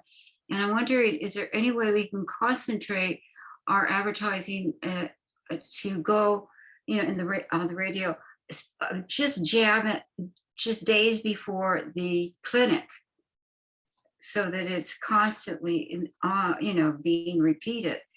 I know that Saturday Market used to do that and rev it up, and I don't know how many people listen to KLCC or not. And because I only heard a half of one. I've heard that there's another person who has heard it. So are we geared towards that direction? We are indeed, and my scheduling shows up for every clinic in advance and then other WCC events. Oh, so it's more than the clinic, is what you're saying. It's all COVID related or vaccine confidence engagement. Okay. Just to remind everyone, we need to stay on topic and make sure all of our discussion right now is about clinic supplies, specifically clinic supplies, as in the ones that were in the list. Thank you. Our next person up is Andrew. Thanks. I'll go really fast because I want to talk to the charter. My understanding on these tests is that we're buying rapid tests to give to people in our neighborhood and to businesses who need them. Is that correct? Cool. I just want to remind everybody, a lot of our neighbors don't have addresses, so they can't go on the website and get their 4. And we want to help people, hopefully not spread COVID if they get it, to be certain whether or not they have it or not. And I really want to support our local businesses who maybe have employee shortages. And if someone is not sure if they have COVID, they definitely should be coming to work, but they need them to come to work because a lot of people are short-staffed. So I would love to spend that $15,000 if we can on tests. And to that point, I'm going to move approval of the budget as presented. Not to cut off discussion, you guys get your time, please. I second. Did you have more that you wanted to contribute, Margaret? I do. So it seems like we're just, so I'm going to tell you all that COVID tests right now are, I'm learning more and more and more about them every day because I deal with them in my work, dealing with first responders, hospitals, all of that. And they are getting harder and harder and harder to find. I think we all know someone. I would be amazed if there's someone here right now that didn't know a few people that have gotten COVID. You know, all the restaurants in the neighborhood, you've seen where they're closed for the day because maybe they don't have enough people to staff, because somebody got COVID and they need to close for a couple of days because they're looking out for the benefit of their employees. For me, a big thing when I go to the grocery store, you know, if we can give enough tests to Red Apple for them to keep their employees tested, which should be at least once a week, in my opinion, then that is going to definitely slow down and help stop the transmission. You know, I don't want to go in there and buy a piece of chicken from somebody that maybe has COVID and doesn't know, that's asymptomatic. And this new strain is just, I mean, it is so asymptomatic. And, you know, it will definitely do what we want it to do, and that is help stop the transmission by keeping people at home. And as far as how many we get, even if we got 4,000, 5,000 tests, you know, that would not even cover one per person in the area, including the businesses. And the truth of the matter is that if you read anything about it, the rapid tests are not as accurate as a PCR. A rapid test, actually, sometimes you should take it 3 times in order to see what it really is. If you're feeling a little scratchy, it may not show up in your body for 2 days. There may not be enough of the virus in your body to even show up on the little test, so you may have to take a few. So 4 per household is not very many. And I just think it's super, super important that we provide, this is exactly, in my opinion, what we need to do for our neighborhood to keep our neighbors safe. And that's all. Thank you, Margaret. Claire, did you have something to add? Yeah, my original question, Doriandra answered in the chat. So thank you for that, Doriandra. But I also just wanted to add on to that, my experience of getting tested on Saturday. First of all, it took us a week. The test was a week out from when Nathaniel, my boyfriend, and I first signed up for it. So if you want to go out and get a test tomorrow, at many places, it's impossible. Unlike how it was last year, right? Where the Valley River Center line was empty for a lot. When we showed up to our 12 p.m. appointments on Saturday, we were standing out there for 1 hour. And while we were standing out there, thankfully it wasn't raining, but I had some time to think, what if I was an older adult with knee problems? What if I was like 9 months pregnant and couldn't stand for a long amount of time? You know, what if it's raining? What if I had to go to work? So I think in this time especially, it's very, very important that we provide people with as much at-home testing options as possible. Yeah, that's all I got. Thank you, Claire. I see Athea is next in the queue.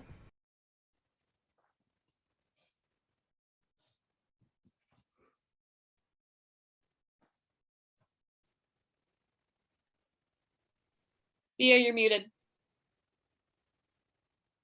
Thanks, Andrew. I was just battling away.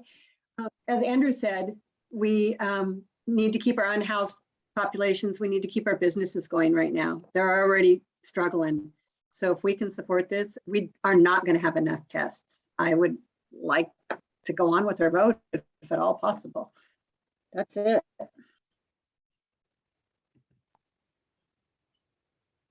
Thank you, Thea. Delinea, you're next. So my question is kind of for Ian. So we don't even know, even if we vote on this now, if we're allowed to use the money for that? Is that what you're saying? That's exactly what I'm saying. So it's super unfortunate, but just remember that all of the Oregon Health Authority staff are like way beyond capacity. They're not responding to emails timely. We're one of 170 organizations. So if you can imagine like the lot, and they love us. They love Doriandra, they love the board, they love all the work that we're doing. They're thrilled about the work that we're doing. And even with that, they're just like beyond capacity. So it could be that they say no to the tests, but yes to the thermoses, which is highly unlikely. What's more likely is that they would say no to the thermoses and yes to the tests, but they could say no to both. So just we still have to go out and ask them. Is that what you're saying? I would send them an email and I would give them a phone call. I would say by next week, probably. Okay. I'd be able to get a response from them. Thank you. Thank you, Delinea. Margaret?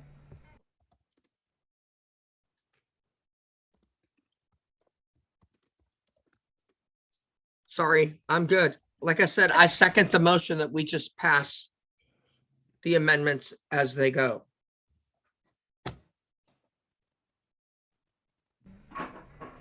So Ian, go ahead. Would it be helpful if I put the total clinic supplies on the screen again while we do the vote, just so people can have this up on their head? Andrew's giving a maybe.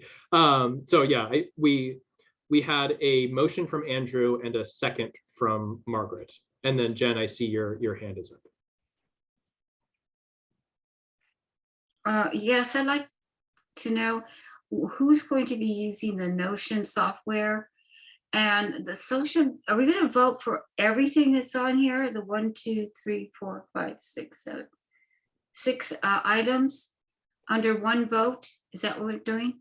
Yes, unless you have a friendly amendment to pull something off and vote on it separately. I just want to understand. And so is Claire, she's our representative for the social media until February.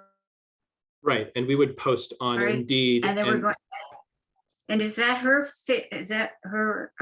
money, the $2,500? No, so this would go to hiring someone new, and this would be the last time we have a contract person doing social media management. And after June, we would have staff do the social media management. So it would no longer be a contract person. It would be full-time staff. Thank you. Okay, I want to ask a question, but I don't know how to ask it.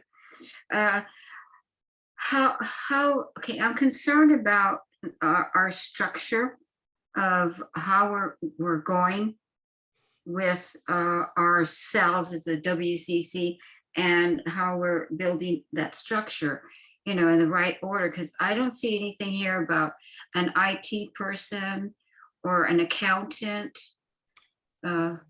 So I think we need to table this and have a deeper Is that conversation because it's not related to the motion.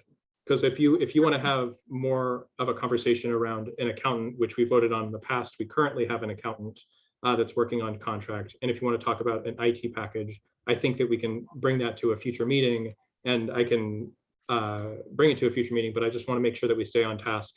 And we already went through the discussion for this motion. So unless you have a friendly amendment regarding changing the levels of the funding or removing one of the items to vote on it separately, I think that we should call the question and vote on the motion as it is before us.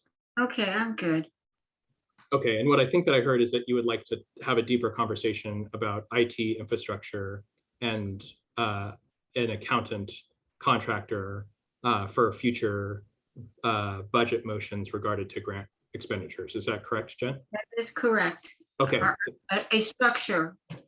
Okay, then I will make sure to keep that in mind for the future. So we have a motion from Andrew and a second from Margaret for a vote for the $25,948 for the clinic supplies, the bookkeeper contract, QuickBooks, communication strategy, social media contractor, Notion project management software, and the reclassification of the COVID-19 test, the $15,000 that was previously allocated to the thermoses. Can we have those in favor, please raise their hand or vote aye?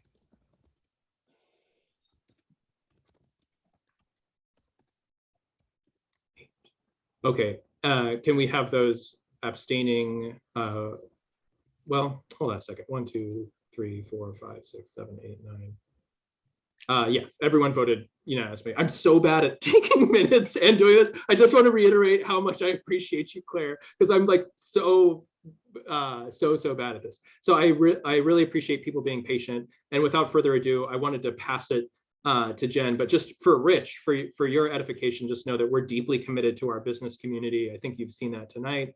We've given out, so many vaccines to our business community, dozens of tests, and so we're going to continue this work. So I just want you to know that this is the very kind of unsexy governance business that we do, but this really is emblematic of our longstanding commitment to our business community.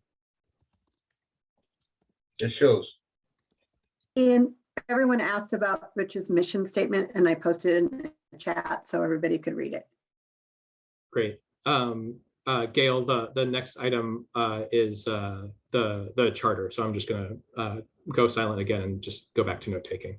I'm sorry, Thea, can you post that on the Whitaker Council page?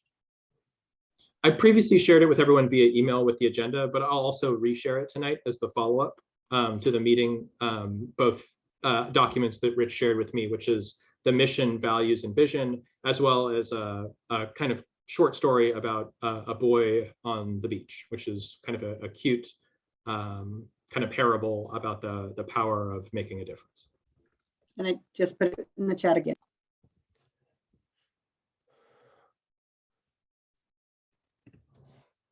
Thank you, Ian. So we're moving to the section in our agenda where we're going to discuss the we're going to get a report from our ad hoc committee on the charter. So I'm going to pass it on to Jen and Delenia to field that as they see fit. Okay, thank you. So there is first of all, I like to run something by Ian and everyone, as a matter of fact. Can I do a screen share? Ian? Or Gail? Yeah, go right ahead. There's a green button at the bottom of the screen that Okay. allows you to share your screen. Okay, so where is this? Right at the bottom where you. No, I know how to do it. I just it's not opening. Give me a moment. Here we go. Safari Zoom meeting, Safari comparison. Here we go. Can people see this? I'm going to move you over here. Can you read this? Yes. Okay, so I'm going to ask Ian, because Andrew has done a version of what is called a legal black line version. And if his is correct, I'd like to work with that, as well as I will also read a statement of what has been done. It'll be brief. So his is, I think right here. Yes, here it is. Can you see this, everyone? Okay. Is this what you have been looking for, Ian? So I think what's important is to kind of communicate to the public, for those who aren't watching right now, what the ad hoc charter committee is and why we're engaged with this work. So for those of you who are engaging with us the first time, our charter is our document which both guides us as an organization with the IRS, the state of Oregon, and with the city of Eugene. So it's basically our blueprint, our genetic code, our DNA, if you will, that tells us who we are, how we run, and how we operate. So how we run is kind of the structural part and the roles and responsibilities, and how we operate is engaging with the publics. And so this process of charter revision has been many years in the making, many boards since at least 5 years ago. And so in order to be able to move forward, we need a couple of things. I know that certain members, including Gail and Claire, weren't able to provide edits and revisions with past versions of the charter. And so what the attorneys have been asking for, and there's two of them. There is one, which is the Center for Nonprofit Law, who is our legal counsel, who is providing input. They've already provided some input, but they needed an opportunity to provide additional input to be able to guide us as an organization, as a nonprofit organization, for what to include, what to change, but also the city attorney through the Human Rights and Neighborhood Involvement Office with the City of Eugene would also need to see our proposed charter revisions, because we wouldn't just need to file them with the Secretary of State's office through the state of Oregon, as well as the city, but we also need to bring this to our members. So this is an ongoing process in which we're creating revisions. And tonight, I think that Jen and Delinea are sharing the latest draft of the charter, but also the format of the charter that's needed by our attorneys in order to move forward. But we certainly haven't forgot about our board members, because I know that some of y'all haven't had an opportunity to weigh in on the charter revisions at all. So I want to make sure that we have an opportunity as a board so that everyone can make suggested changes and recommendations, and that we go through this, because I know that everyone, particularly Delinea and Jen, have spent a great deal of time on charter revisions, but this is a multi-step process where we have loads of opportunities as a board to weigh in before we bring it to our membership, the residents, whether they are homeowners or business owners, or they work here in the Whitaker, to vote in favor of a charter change. So I just wanted to do that quick preamble, just in case folks are new to the process or are watching from home. Okay, and just for clarification, am I to understand that we're going to send it to both the city attorney and our attorney? And we can vote on it and discuss it, because I mean, I understand we have to discuss it, but is that the order? Because I'm a little confused on that matter. If that's first, this is what I wanted to know is this the right format that you wanted? So this is the format that's requested by the city attorney as well as our attorney. And what this format is it shows the current charter, and that's without anything around it. But what you see in pink is our suggested changes. And so what this empowers, and Andrew has his hand up, what this does is it empowers the city attorney or the Center for Nonprofit Law attorney to understand what our proposed changes or additions or edits are. And I might be way off. Andrew might have a point of clarification. I just wanted to clarify this format, because especially if we're going to make changes in the future, right? This is what's called legal black line, right? If you're an attorney, this is what you would expect to see. And it's kind of like using track changes to make changes in the document, but you're not seeing certain kinds of changes. So like a formatting change, or if you moved something from section 1 and call it section 2 now, as long as you don't delete any text, that doesn't matter, right? You just rearrange something, but everything is still there.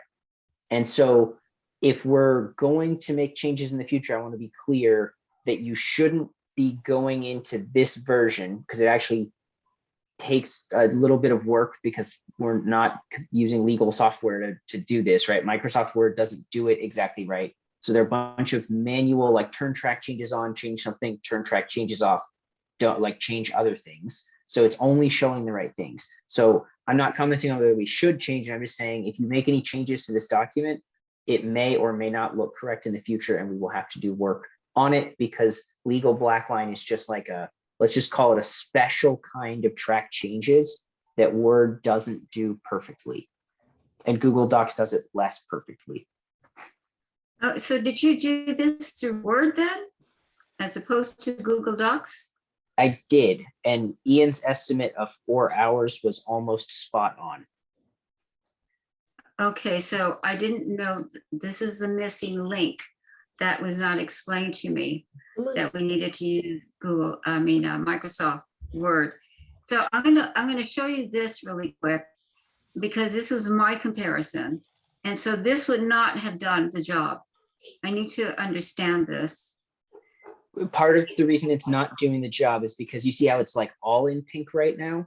The Correct. attorney would think that that's all new, and that's not all new. It was like maybe copy and pasted or moved around a little bit.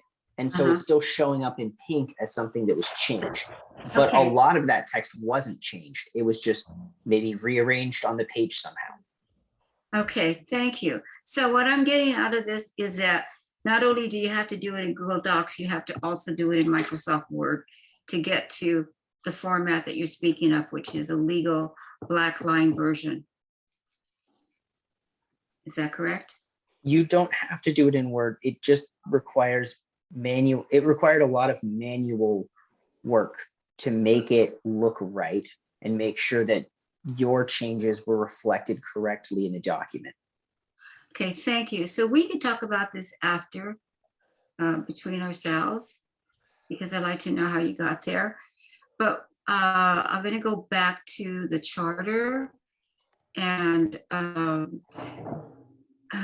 what we have done so far as an overall overview of things. And can you see that on the screen, everyone? Give me yes or no. Thank you. So this 2021 charter revision is revised or rewritten to address missing terms, articles which address our 501c3 nonprofit organization, updated technological means, provide a structure for elections, nominations, and terms. 2 articles have been added. Article 9, board policies and removal of directors. Article 13, newsletter. More sections have been added. The current charter has 12 articles, 39 sections. This 2021 charter revision has 14 articles, and it's still evolving into, the last count was 66 sections. And acronyms were not used in the body of the 2021 charter revision because acronyms can confuse and alienate unfamiliar audiences. And the order of the articles and sequencing has been changed for a better flow when a term, article, or section has been added or changed. The order of sequence of the articles has been changed too. And as you can see on the left of this, it says revision, and you see 14 articles, and you see the 12 articles on the current charter. And also there is an asterisk here indicating it meets the requirements when there are changes made. When we come back to discuss the charter, it's going to go under the one of these categories, which meet the requirements of the city model charter, compliance for the nonprofit 501c3, compliance guide for tax exempt organization, or RS 6.65.324, or our attorney. So that's it in a nutshell. And when we Ian, so can you use that one that Andrew did to send it off to the attorneys?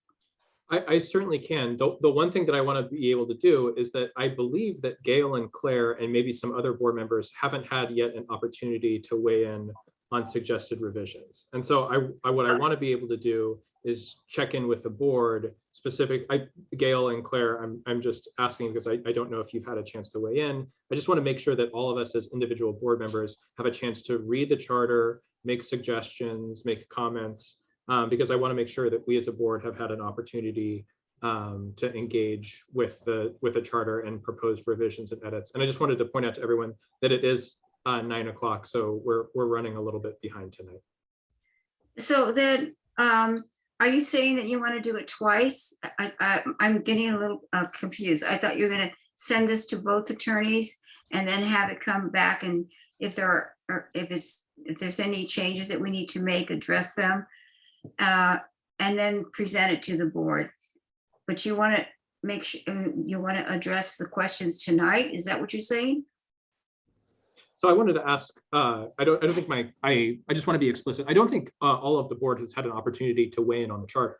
So what I think that I heard one of the last times that we talked about this is that Gail and Claire and perhaps some other board members had weighed in on previous versions of the charter, and their comments were either rejected or they didn't have a chance to weigh. So I don't want to speak for anyone, but I thought that's what I heard. I can Claire, speak go. about that. So just for me personally, all of my edits were just with like a nitpicky editing arrangement. None of it was like substantial, like, wow, this whole section should change. So I'm fine not going through it again. Because yes, the first time I reviewed, like, I think it took me like 2 hours or something, and it was the wrong document. But yeah, it was all just editing kind of stuff. It was our current charter that and from the stuff that Jen and I saw, it was, like you said, it was more misspellings and things like that, but it was from our current charter. My biggest thing I would like changed is every mention of he/she be changed to they. That would be my biggest thing I would advocate for. I believe that's we did that, but we'll double check on that too. But just for clarification, this is the charter that, I mean, I guess my question is, I'm confused about it too, Ian, because we wanted the whole board to look at it, put their comments in. Are we waiting for the attorneys to look at it first so then we can talk about it? No, so I don't want to take up the air in the room. Sorry. I know that Gail has a comment. She's been waiting very patient. I believe we have a couple of levels here, and I'm going to try and summarize it so that it's clear, and hopefully I won't make it more confusing. We've been working on changing the charter for years. Now we finally have a committee that's focused on doing those changes. That committee is made up of Jen and Delinia, and they've been working very hard, but they are only 2 people. So there needs to be a second level where some version, not the black letter version, because I don't want anyone to have to redo anything there, but there needs to be a version that goes out to all of us so that we can look at it, read it, the proposed new charter without any of the old charter in it, just whatever the new charter is in a clean document on Google Docs, so that then we can go through and read it. I don't anticipate that I'll find a lot of things that I'm worried about because you've done most of the work, but I don't think it's appropriate for it to go to the lawyers until we've had a chance to look it over, in case there are some things we want to talk about. There's a question in the chat from Andrew about why we are moving so quickly, and the answer is because some of the things that are in our original charter are problematic. Our original charter is really, really simplistic, and it doesn't have safeguards in place to keep things from happening like happened last year, where we had an all of a suddenly we had people running for officer positions who maybe hadn't even been to enough meetings yet, or hadn't been to very many meetings yet. And we want to make sure that these rules are all very, very clear ahead of time so that nobody feels like they're being tricked. So if we can get it done fast enough, then there will be time for us to tell the community, hey, you need to be at the next 2 meetings if you want to run for an officer position, or you need to be at the next meeting if you want to run for a board position, so that we don't end up with a situation where we're like, well, we changed the rules and we changed them so late that no one could follow them, so now we don't have clarity on who's authorized to do what. So the goal here is to kind of get ahead of the problem in so much as it's possible. It may not be possible because, as Ian mentioned, it still needs to go to the lawyer and it still needs to go to the city, and as we know, sending things to the city is not a speedy thing. So they may not approve it in time. We may not pull this off. This is sort of a hat trick we're trying to make happen. So that's where my concern is that I'd like to see it very quickly so that we can move quickly to see that everything is good. We can send it to the lawyers. They can say it's good. We can send it to the city, and hopefully they can go, good job, and we can get it all in place so that then we can reach out to the community and say, hey, who does want to get involved? Who would like to run for an officer position? So anyway, that's my input. I saw Claire's hand go up and then Ian. So Claire, go ahead next. I just want to point everyone to Andrew's most recent comment about just timeline stuff being past the date possibly. But then also, I mean, was there any other like huge holes that you called them like problematic points other than ambiguity about elections, or was it just the whole election drama that really dragged this into the limelight? Like what else was there besides the election drama? It was I'm sorry. Just from treasurer's point of view, there was no safeguard our money, especially since our money is getting to be large sums and large amounts. There's quite a few different things, but I don't want to jump to that. So It wasn't just triggered by like that one kind of I drama. mean, that Yeah. trigger, but definitely Not at all.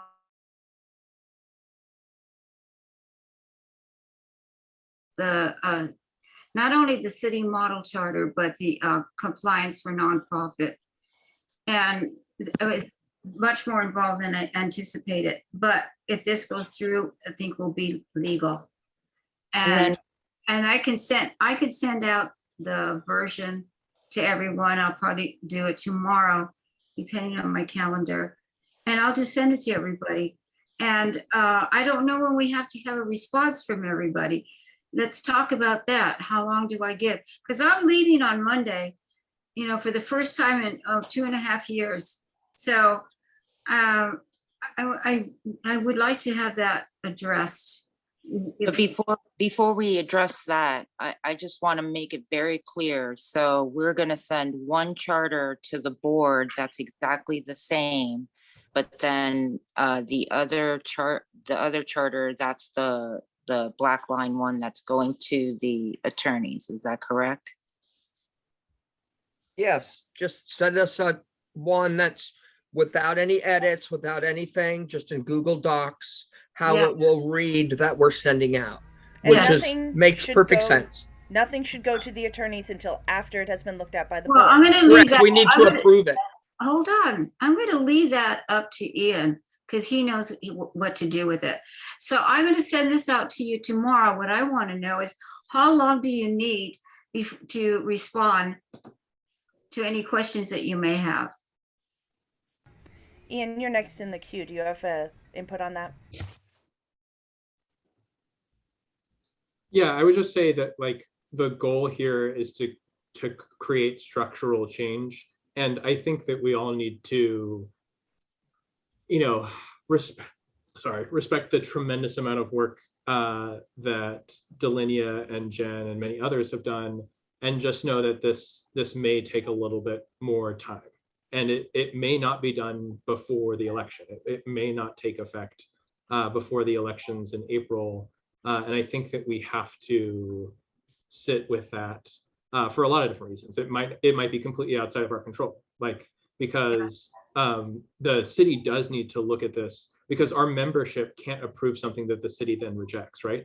Because the board itself, we as the board need to approve this, and we might disagree, and we're going to probably have to bring things to votes. Like, I'm not saying that this is going to be the issue, but we might disagree on things as small as gendered pronouns to things as large as the inclusion of new articles.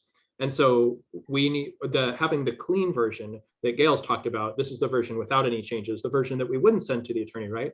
Because what we're going to send to the attorney is the one that Andrew so gracefully provided based on Jen and Delinia's and many others' work, which is the version that they need to see, right? But I hope that as board members, we can have one version that's clean, right, with all the changes incorporated, so that we as board members can say, hey, this looks good to me, this has changed.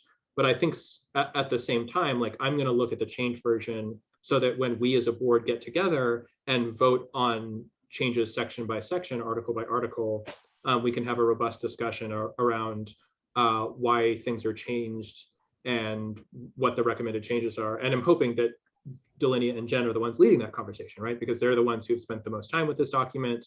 You know, they've incorporated feedback from a lot of different people, and they know what works and what doesn't. You know, I want to make sure, though, that everyone has a chance to weigh in, because I feel that every board member's input is valuable. And I heard from Claire is like, oh, I just spent 2 hours on it, don't worry about it. But I still feel that we all should have our voices heard, even if it's for nothing other than just reading it and saying, you know what, I read it and it looks good to me. And if that takes folks a week to do, or 2 weeks to do, or till the next board meeting to do, I feel that we need to respect board members' time and effort in the same way that we're respecting Delinia and Jen's effort, because they've put in, you know, crazy amounts of hours on making sure that our charter is up to snuff and compliant with everything. So I want to make sure that every board member has an opportunity to weigh in, and just please be respectful of Jen and Delinia's time, because they've put in a ton of effort and elbow grease into the charter revision. So please be as expeditious as possible when Jen sends out that clean version, the version with the changes incorporated, and provide feedback when you can. Okay, thank you, Ian. I will do that. I will send it out to everyone tomorrow. And I'm going to send you, will you have access? Do you have access to the version that Andrew did? Yeah, I have that in front of me, and that would be the version that I would send to attorneys. And I think what Gail, Margaret, and other board members want is a clean version with all of the changes accepted. No, I'm going to send that. I got it. Yep. The other thing is I anticipated that we may not have have this done by the new elections. The only one thing that I want to stress is that we are in a position where we can manage the next elections in a much orderly way than it was the last time. And so, Claire, be ready. That's all I can tell you. Eat your Wheaties and take your vitamins because you're going to do the minutes, I think.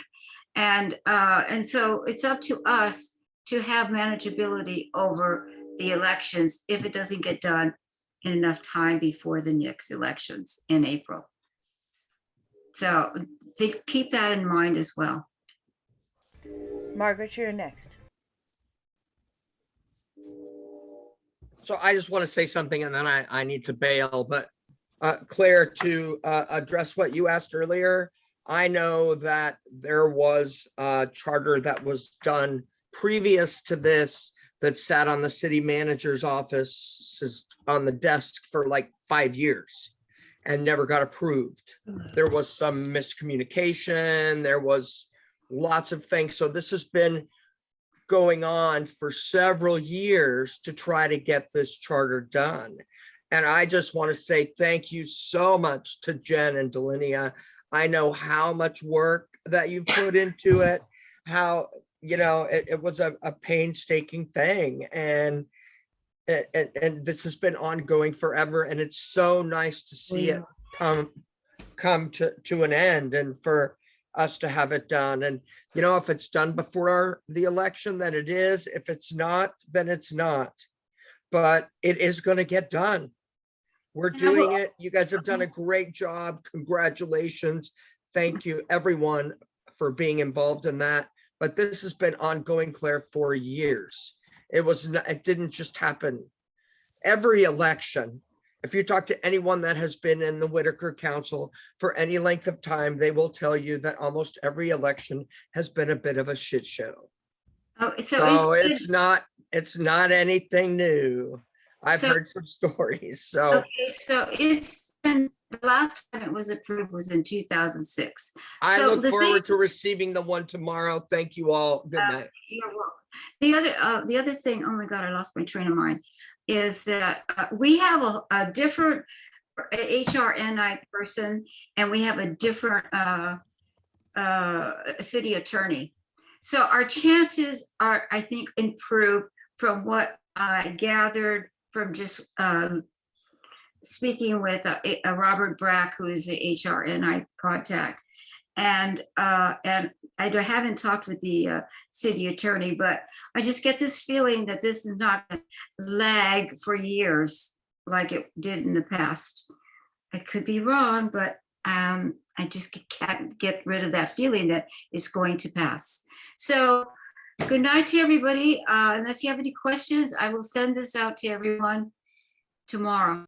Great. And then we just have one last thing tonight before we can adjourn. Thank you for those who have stayed and gone the distance. I just want to share with everyone future agenda topics. We're going to need to have a special meeting of the board, a very short one, to approve the job description and the timeline for the program director and the program coordinator position. Dan, Claire, I haven't forgotten about y'all. We are going to have that meeting of the hiring committee to work on the job descriptions. I have like a family health emergency, so unfortunately my time has been really limited. In February, we're going to have Police Chief Skinner, and we're also going to do a year in review for the Whitaker Community Council. Please, please, please send your questions for the chief to Thea before February, and we'll also do some outreach to the community members through Facebook. For the February board meeting, we're going to have board policies, which Gail is going to send out to the board soon. And these are going to be sent out to everyone for review. And then for the March general meeting, we're going to have another WCC year in review, and we're going to do election prep and candidate announcements. Like Jen said, we'll learn from last year. So I apologize to take on so much of people's times. During the next meeting, we'll have a review of minutes. And after this meeting, I will send Rich's mission values statement, as well as the duties for secretary that people are taking on, so that we can have those before our next meeting or before our March meeting. So thank you again, everyone, for making the time tonight. Really appreciate you showing up and going a little bit above time. So hope everyone has a good rest of your night, and looking forward to the charter revisions from Jen. See y'all. Have a great night.